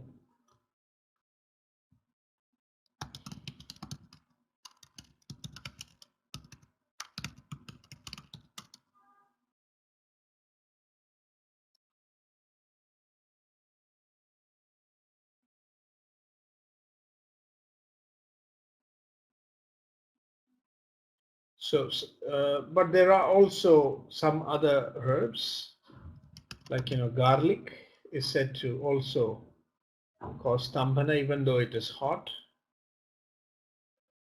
So also fennel seeds.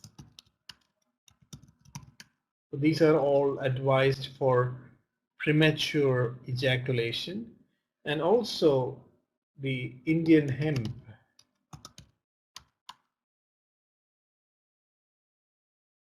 which is called as cannabis,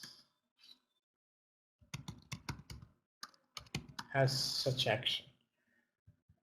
And there were many Ayurvedic recipes which included the cannabis and which was used for this purpose, but these are banned now. And today our attention mostly is on fertility and genetic abnormalities, which we would like to avoid by proper use of these substances.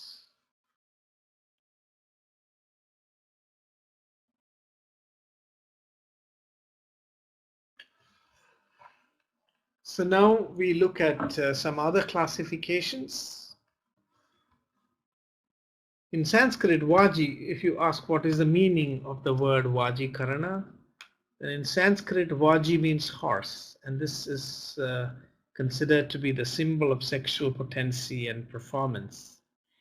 And thus Vajikarana means to produce a horse's vigor, particularly the animal's great capacity for sexual activity. And in Ayurveda, the sexual behavior has been classified in different ways. Like, for example, there are some people who are like sparrows.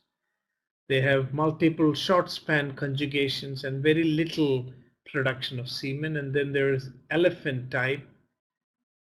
So not very frequent conjugation, but there's abundant semen discharge. And then there's the bull type, which is regular seasonal conjugation with large quantity of semen. And then there's the horse.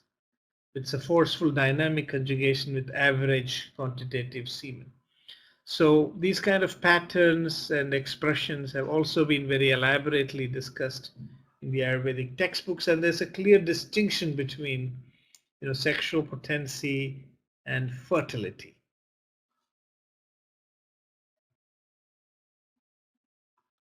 So although this element of increasing pleasure and the libido is part of Ayurvedic Vajikarana, it was not given too much of emphasis, because Ayurveda has pointed out that Vajikarana is for, excuse me, just a moment.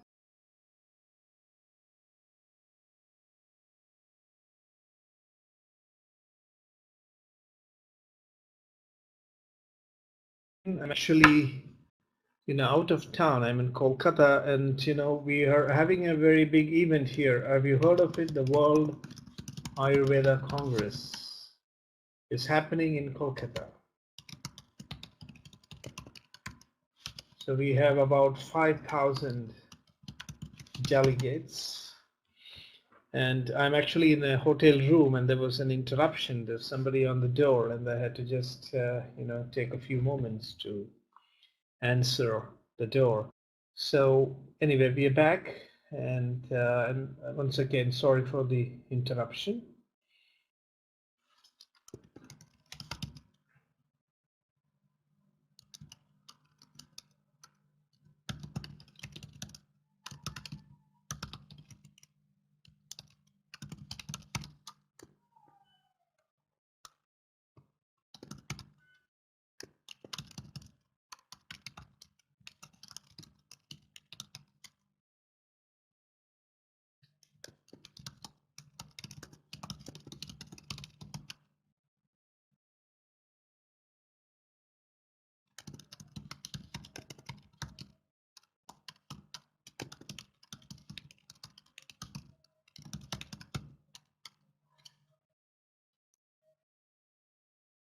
Okay, so the higher goal of Vachikarana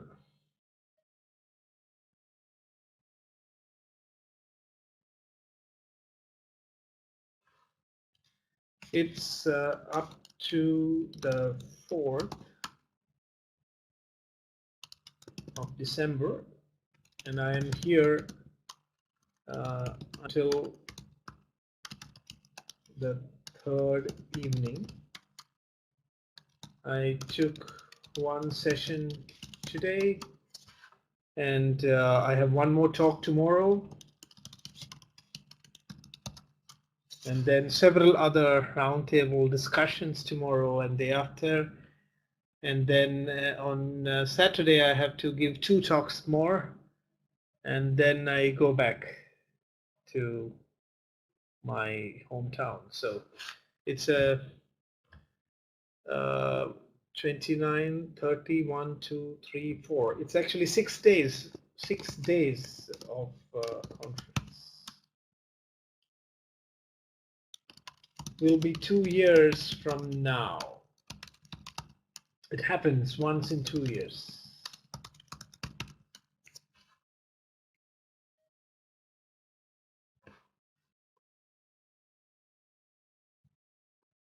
It's the largest, coming together of Ayurveda community. It's the largest gathering. So about 4,000, 5,000 delegates, and then we have a trade fair in which, millions of people come, because India is, a very populated country, and so when we have these shopping stalls for Ayurveda, you find a lot of people come.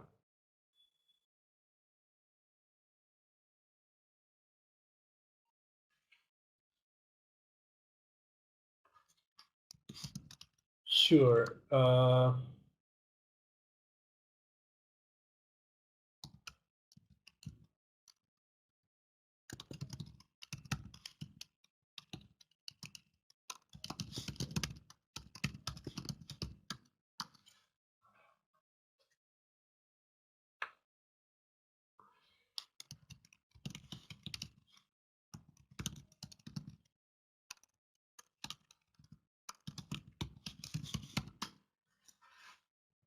Yes, you can also anytime look at this website called ayurworld.org. It's a permanent website. And so if you keep checking it, you will get information about all that has happened so far and what will be happening in the future. And so I think that's the best way to get notified. And you can also subscribe to their mailing list, and then you will get updates. So that would be the best way to do this. Okay, so let's come back to our webinar. And so Vajikarana is, successful copulation for healthy reproduction. And so this is part of eugeny. Eugeny means the techniques and methods to get robust children. So the whole purpose of improving sexual potency was actually to ensure the progeny. And in those days where, population was very thin and very less, every family would have, 10 to 12 children sometimes. And so it was very necessary for human survival to have a lot of children. And so that's the reason why this is described in that way. Today, the situation and context has changed, even though in many European countries still there is a need to increase population, but in countries like India and China, these kind of approaches do not have any relevance. So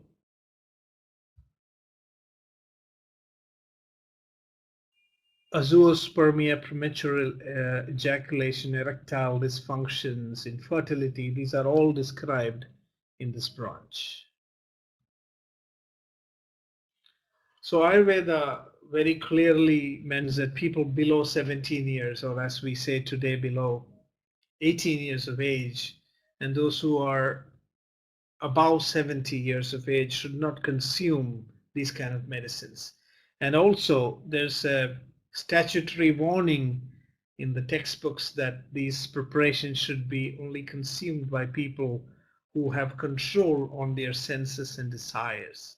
And this is not for people who cannot control their sense organs. And otherwise, there can be really dangerous consequences for society.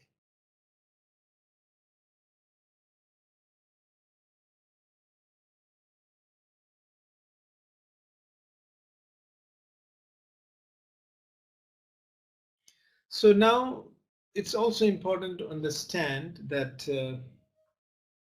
Vajikarana is actually a specialization of Rasayana. So Vajikarana and Rasayana are coming together, and in fact, we have to do Rasayana first before doing Vajikarana, because the purpose of Vajikarana is to improve the quality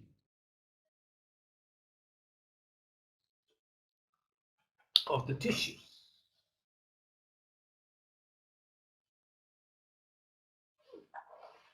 Therefore, it's important that before engaging in Vajikarana, that we first do Rasayana, improve the quality of the tissues, and only then actually attempt to improve the quality of the reproductive tissue. Because according to Ayurveda, the quality of the tissues reflect in the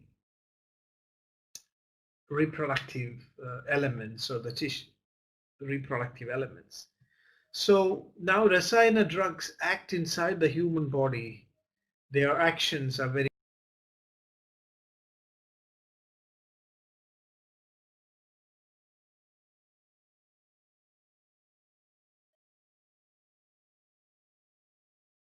they improve, they work, they modulate the neuroendocrine immune system.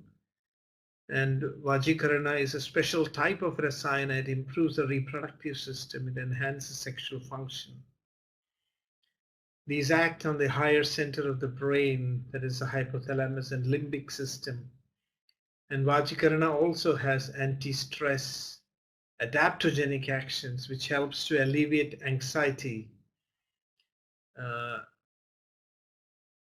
So many of these herbs, which in Ayurveda are used as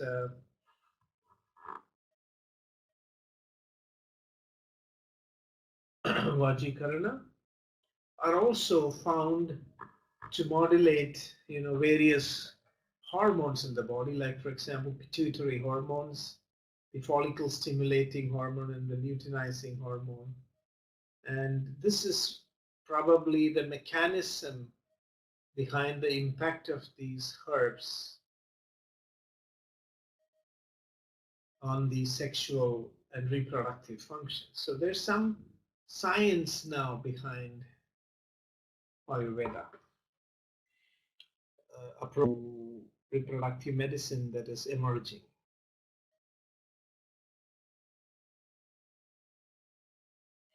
Now I want to give an example of a formulation for male infertility. This formulation is a highly potent aphrodisiac. So this is an example of how Ayurvedic formulations are developed. So you can see 2.56 kilograms of ghee is added to 2.5 kilograms of the juice of vidari, which is a herb, and this is cooked.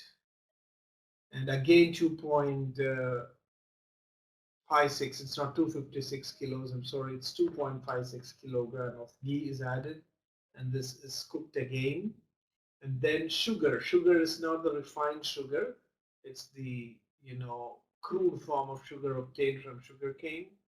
And then the other herbs are added together, and especially mucuna pruriens is a very important herb. In these, the main medicines which work for increasing the sperm count is Pureria tuberosa, vidari, and kapikachu. And then by mixing all these substances, the boluses are prepared, and then this is administered to the person based on his digestive capacity. So this is a method of making a formulation for infertility.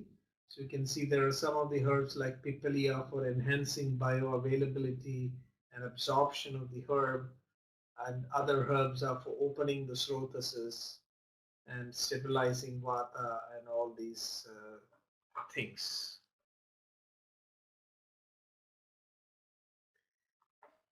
And now we come to another definition. As we were mentioning in Ayurveda, there is Vrishyam and Vajikarana. While we talked about Vajikarana as an approach to enhance the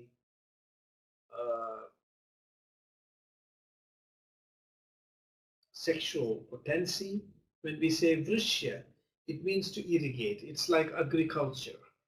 The whole process of human reproduction has also been compared to what happens in agriculture. And Vrishya means the capacity. This is really related to fertility. It means the capacity of man to sow the seeds for a new life in the womb of a fertile woman. So Vrishyam is not related to the pleasurable aspect of conjugation. Rather, it deals with the quality and quantity of semen.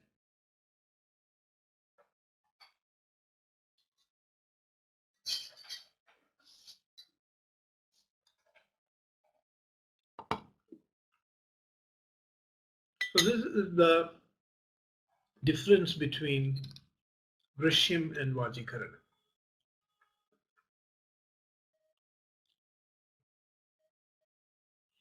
So this is a brief overview of the male aspects of reproductive medicine. And so now it's time that we also thought about and discussed about the female aspects of fertility, which is, as I said, not described along with Vajikarana.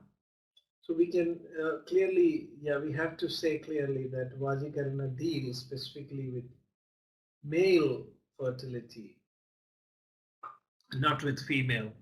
And the reason is that the female fertility is described in another context. Also for the reason that a woman has no control on the release of the female reproductive element.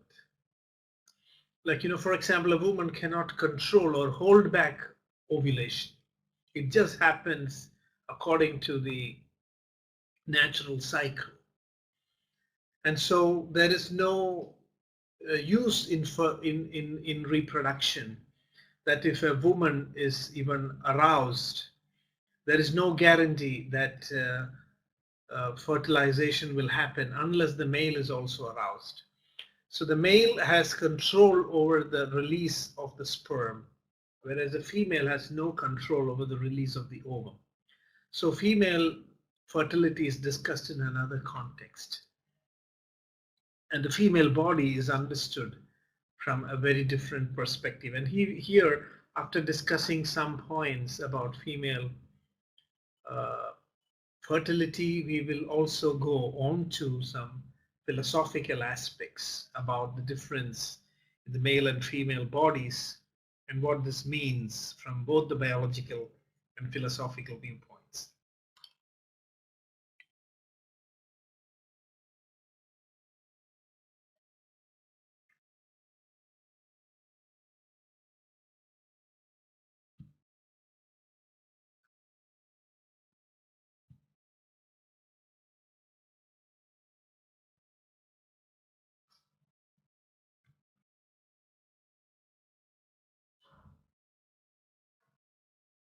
So female fertility is discussed, as I said, along with gynecology, and it's part of the subject of mother and child health. So here the whole perspective is that the woman prepares to become a mother. And there's a lot of guidance described in Ayurveda on how a woman can prepare to become a mother. And the process of ovulation, again, there's a lot of comparison with the biological process that happen in plant life. So if there is a term for ovum in Sanskrit and in Ayurveda, it is pushpa. And pushpa means flower. So a woman who is ovulating is said to be flowering. And after the flower comes the fruit.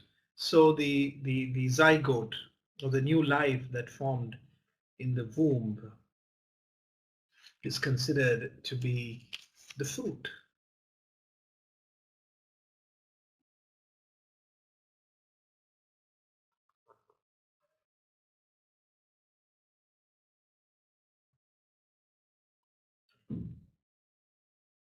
So now we look at some philosophical aspects.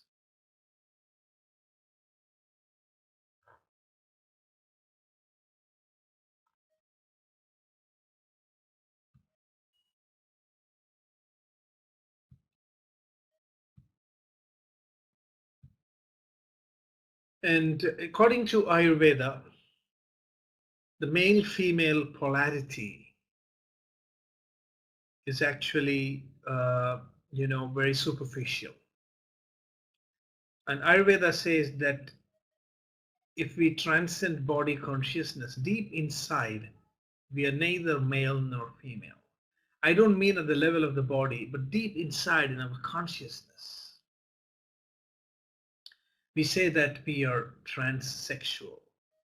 And this is the concept in the Indian tradition or Indian philosophy of Ardhanarishwara.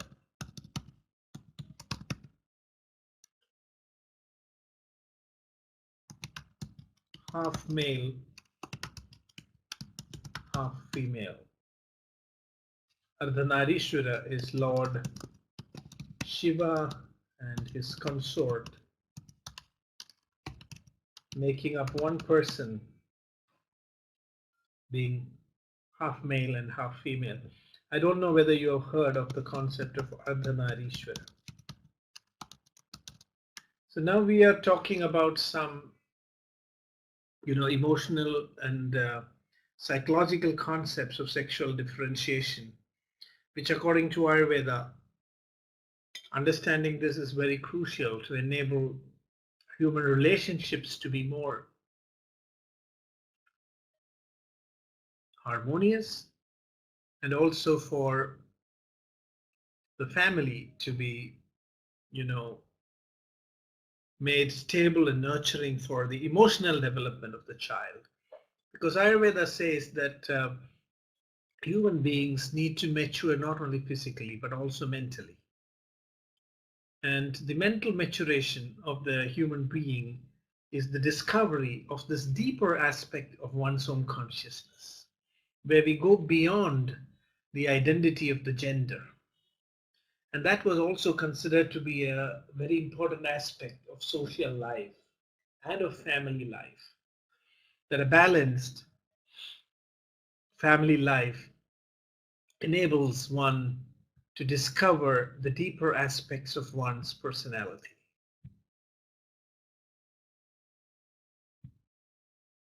And go beyond the differences, superficial differences of gender.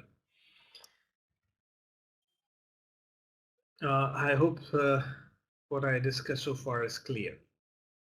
We need to be very careful. We use the term transsexual. I want to clarify that this is at a psychological level and not at the physical level. At the psychological level, Ayurveda says that our personality is transgender. And we will discuss a little bit more about what we mean by this. So according to Ayurveda, the male and female represent the dual principles of Agni and Soma. I think we already discussed about Agni, which is the fire element, and Soma, which is the watery element. And this is the interesting part.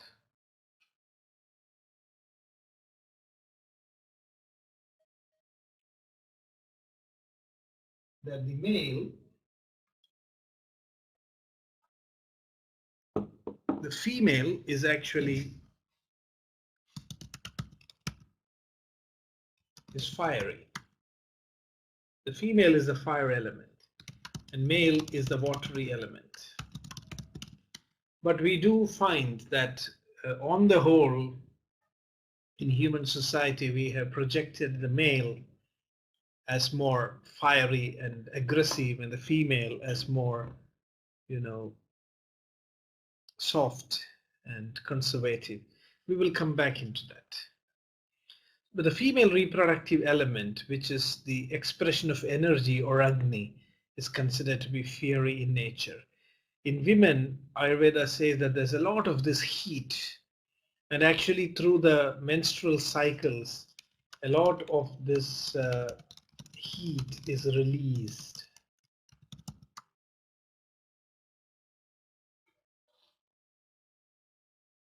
So if there are problems with the menstrual cycle, women tend to get a lot of pitta problems because the heat is not lost from the body.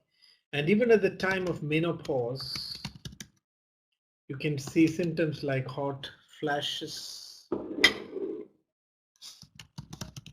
emotional disturbances. These are all caused by the holding back of heat within the body. The heat that should actually be released is held back within the system. And so this causes a lot of pitta and emotional disturbances. And according to Ayurveda, we have to treat vata and pitta, stabilize vata and pitta to overcome the challenges of menopause.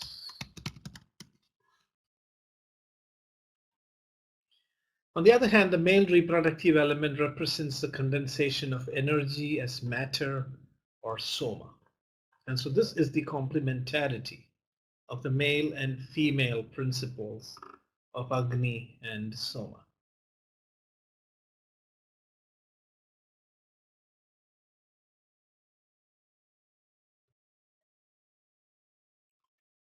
And now coming again to some of the philosophical aspects, the female in Ayurveda is considered to be the creative matrix.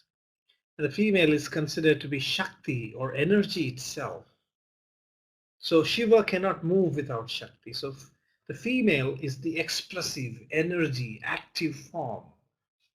And in some of the older traditions, we can see Shakti or the female standing on the chest of Shiva. So Shiva lies down and Shakti stands on top. So this is to demonstrate the expressiveness of the female energy. And the male energy is just, balancing and supporting from behind.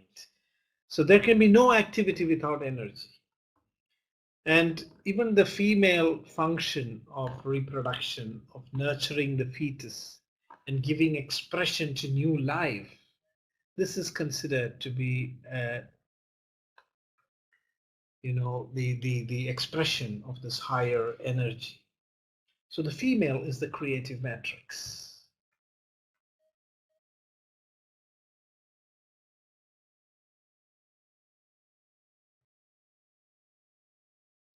So the female body is looked as the Childrer, that which prevents decay or dissolution of life. The female is the Childrer or field. The female is the creative matrix. And we have to keep the conditions, favorable for the nurture of new. Female body is trying to keep the conditions favorable for the nurture of new life.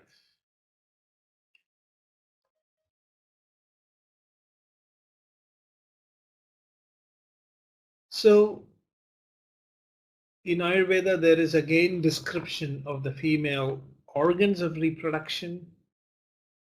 And both the skull, it's very interesting to see that the skull and the uterus are compared with the conch. The conch is called as Shankha in Sanskrit. I hope you know what is Shankha.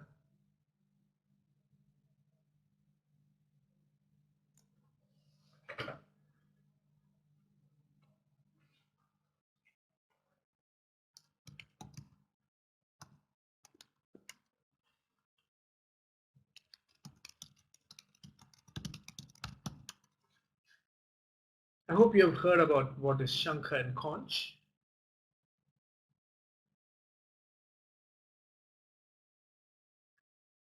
So according to Ayurveda, the skull is shaped like a conch. Are you able to hear me?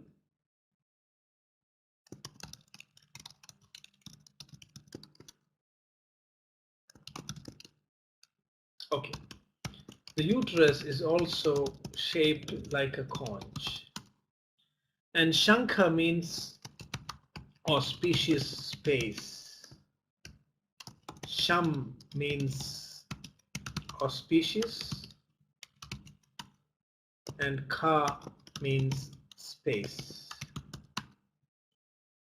So the skull is an auspicious space because here the principles of Shiva and Shakti, the principles of male and female unite. This is at a level of personality. When the male discovers the female within and the female discovers the male within, then there is an auspicious coming together of these complementary, expressions. And so the skull is considered to be an auspicious space. And because the uterus also is the place where the two physical representations of Shiva and Shakti unite, that is the sperm and the ovum, the uterus is also considered to be an auspicious space. So what is important here? When we say in Ayurveda that we are transgender, it means that there is the male energy in the female and the female energy in the male. And to become a complete person, the female has to awaken the male energy in her, and the male has to awaken the female energy. And this Ayurveda says is an important emotional requirement in the growth of human life. And that is why the family was considered to be a very important institution in this tradition, because the purpose of the institution of family was actually to complete the evolution of the human personality, to allow to create a framework in which the male discovers the female within and the female discovers the male within. And this brings a kind of emotional stability for both the individuals. So here you can see the picture of a conch and how it compares with the size and shape of a uterus.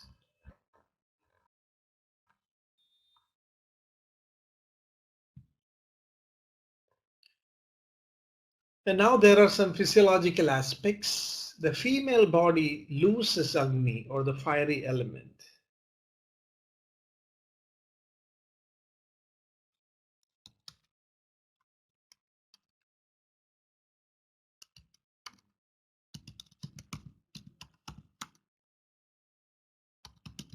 But it can also include, inflammatory processes. Women are more prone to thyroid disturbances. And you know how important thyroid is linked to pitta.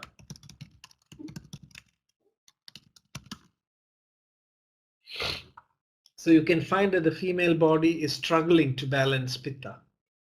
And that is why you have more thyroid problems in women than in men.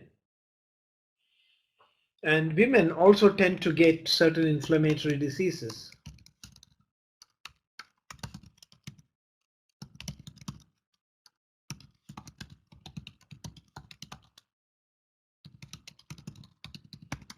Like rheumatoid arthritis. And this is especially seen towards as the woman approaches menopause. And this is also, according to Ayurveda, one of the causes. This inflammation or heat can cause breast cancer. It can cause osteoporosis. It can cause loss of hair. It can cause leukorrhea. So there are many ways in which the heat of the female body is affecting. If it is not released, it is affecting various physiological functions, including the thyroid, including the functions of the reproductive system. There's more white discharge, which indicates heat. And in Ayurveda, we have medicines like Shatavari. And that is why herbs like Shatavari, aloe, these are all cooling and stabilizes this pitta and vata at the same time. And that is why these became medicines for the female. And Ashoka, these are all cooling and herbs which specify the blood and the heat.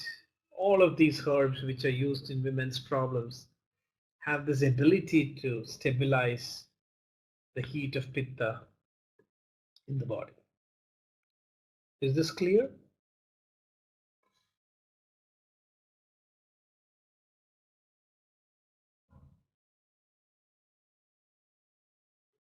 Does that explain your question?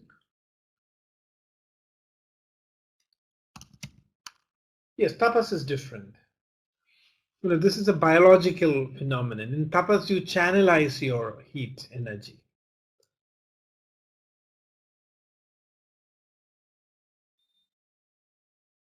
So if a woman does tapas, according to Ayurveda, if a woman does tapas, she can channelize this heat energy and dominate. A woman who channelizes her heat energy, according to Ayurveda, becomes stronger than man. So if a woman becomes celibate and she channelizes this heat energy into a higher dimension, then she becomes very powerful. This is the concept of Kali.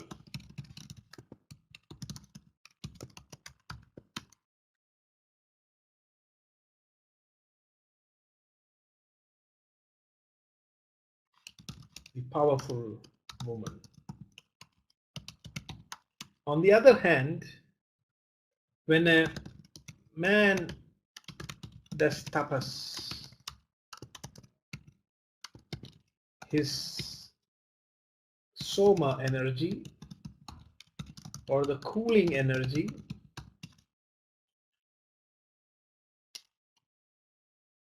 is transformed and he becomes gentler.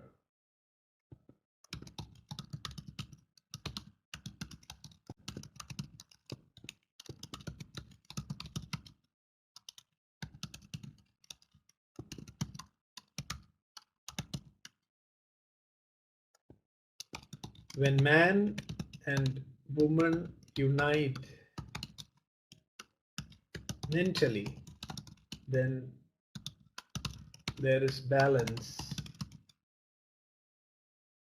of power and gentleness. This is the balanced personality. Ayurveda says that a complete person is a person who balances the masculine and feminine within. He is gentle and powerful at the same time. He can be extremely strong if the situation demands, and also extremely gentle.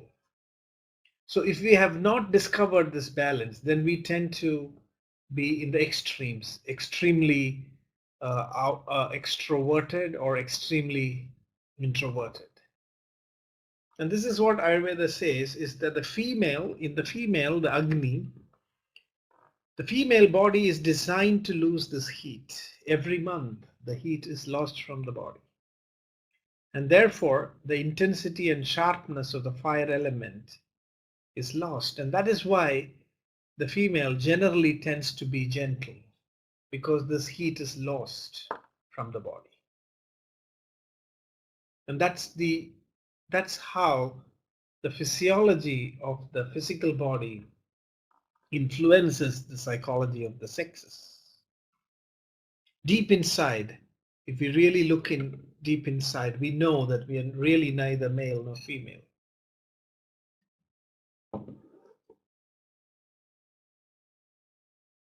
So this is the balance of the male and female.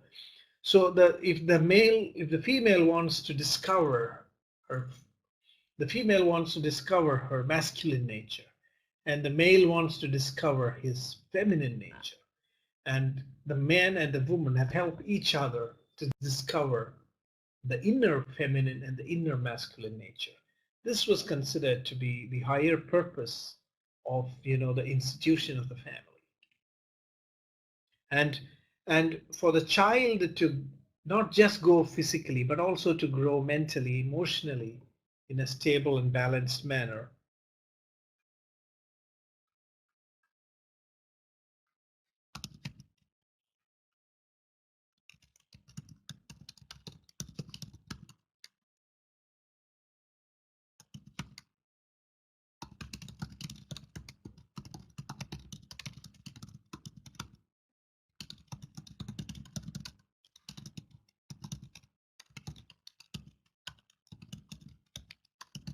But the question is, even without menstruation, if the woman is able to channelize her energies to a higher level, then it doesn't matter whether there is menstruation or not.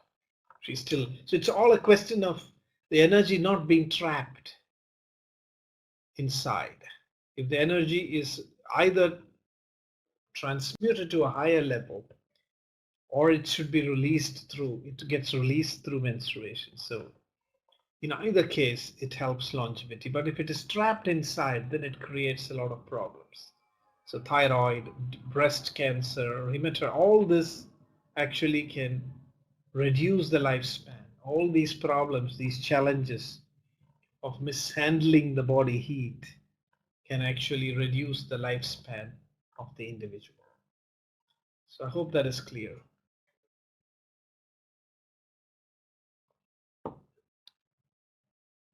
Okay. So we discussed about how the female body is designed to lose the fiery element, and therefore the female becomes soft and gentle. On the other hand, the male or soma energy, the male body is designed to lose soma. So through the process of ejaculation, the watery element is lost. And that is why men tend to be more aggressive, because you can see up to the time of puberty, even men are sometimes, even women and men, psychologically not so imbalanced. It's at the time of puberty that there is this clear dichotomy. The woman suddenly becomes gentler and the male becomes more dominating. This is the general trend. Of course, there are exceptions. There are many other reasons also for the expression.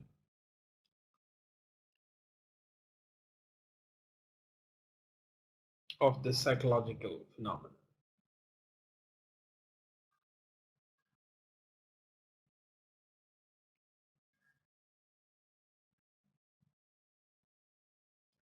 And so this is the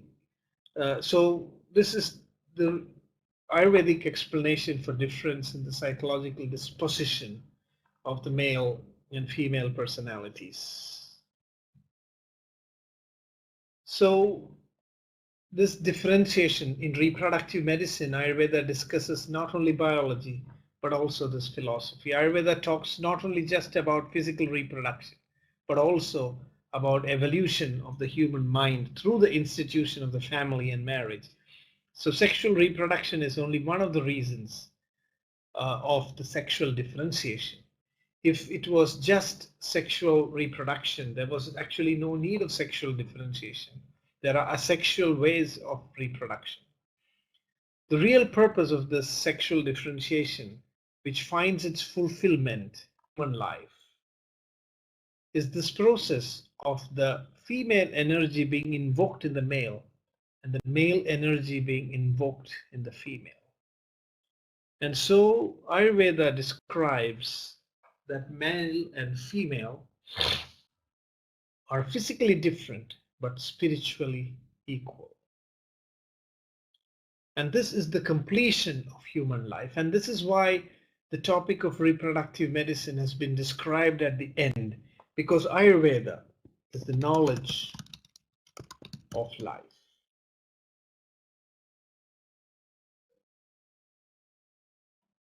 And Ayurveda gives advice and directions on not only just to preserve life, but also to transform life and to evolve into more complete human beings.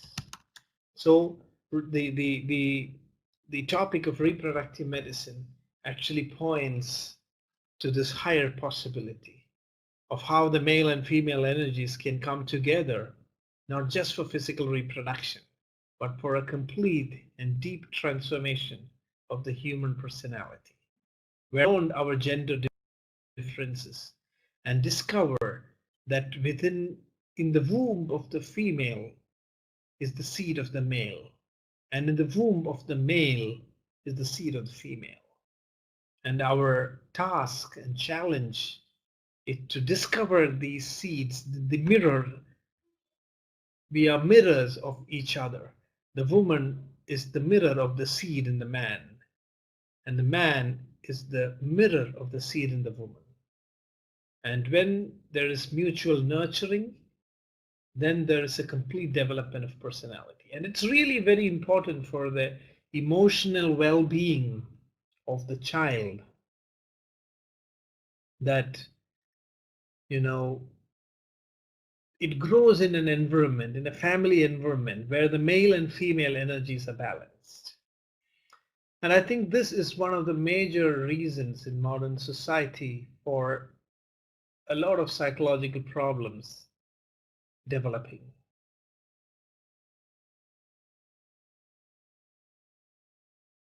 So this is the Ayurvedic approach.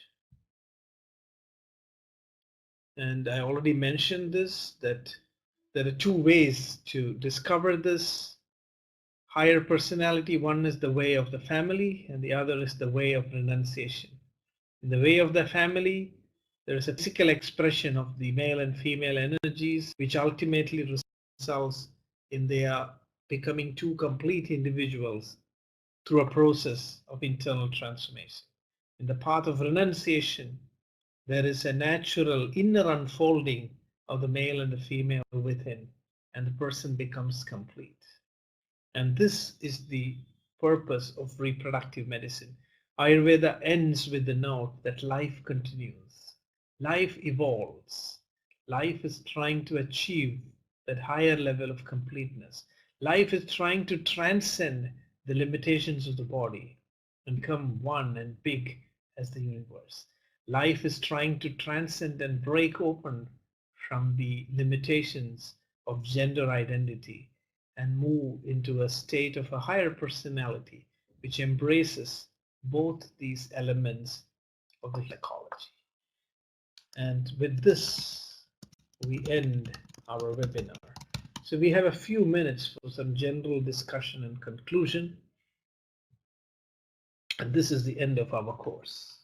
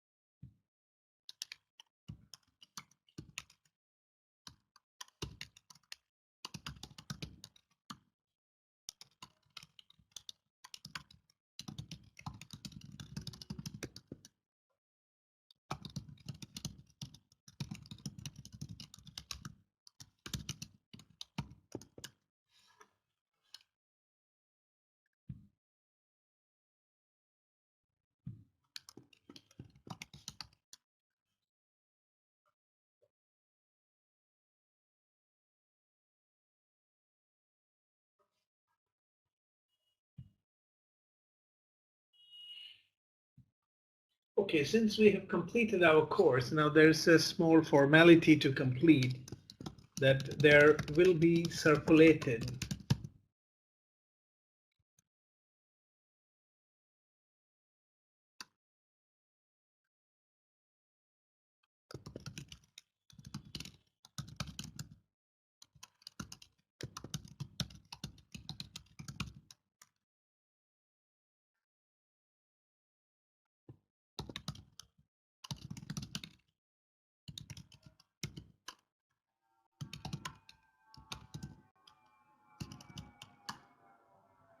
So in the next few days, we will circulate a questionnaire.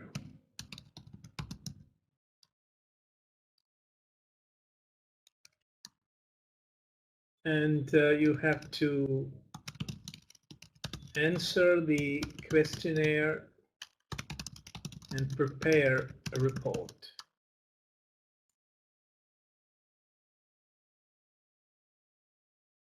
And Yana will give you more details.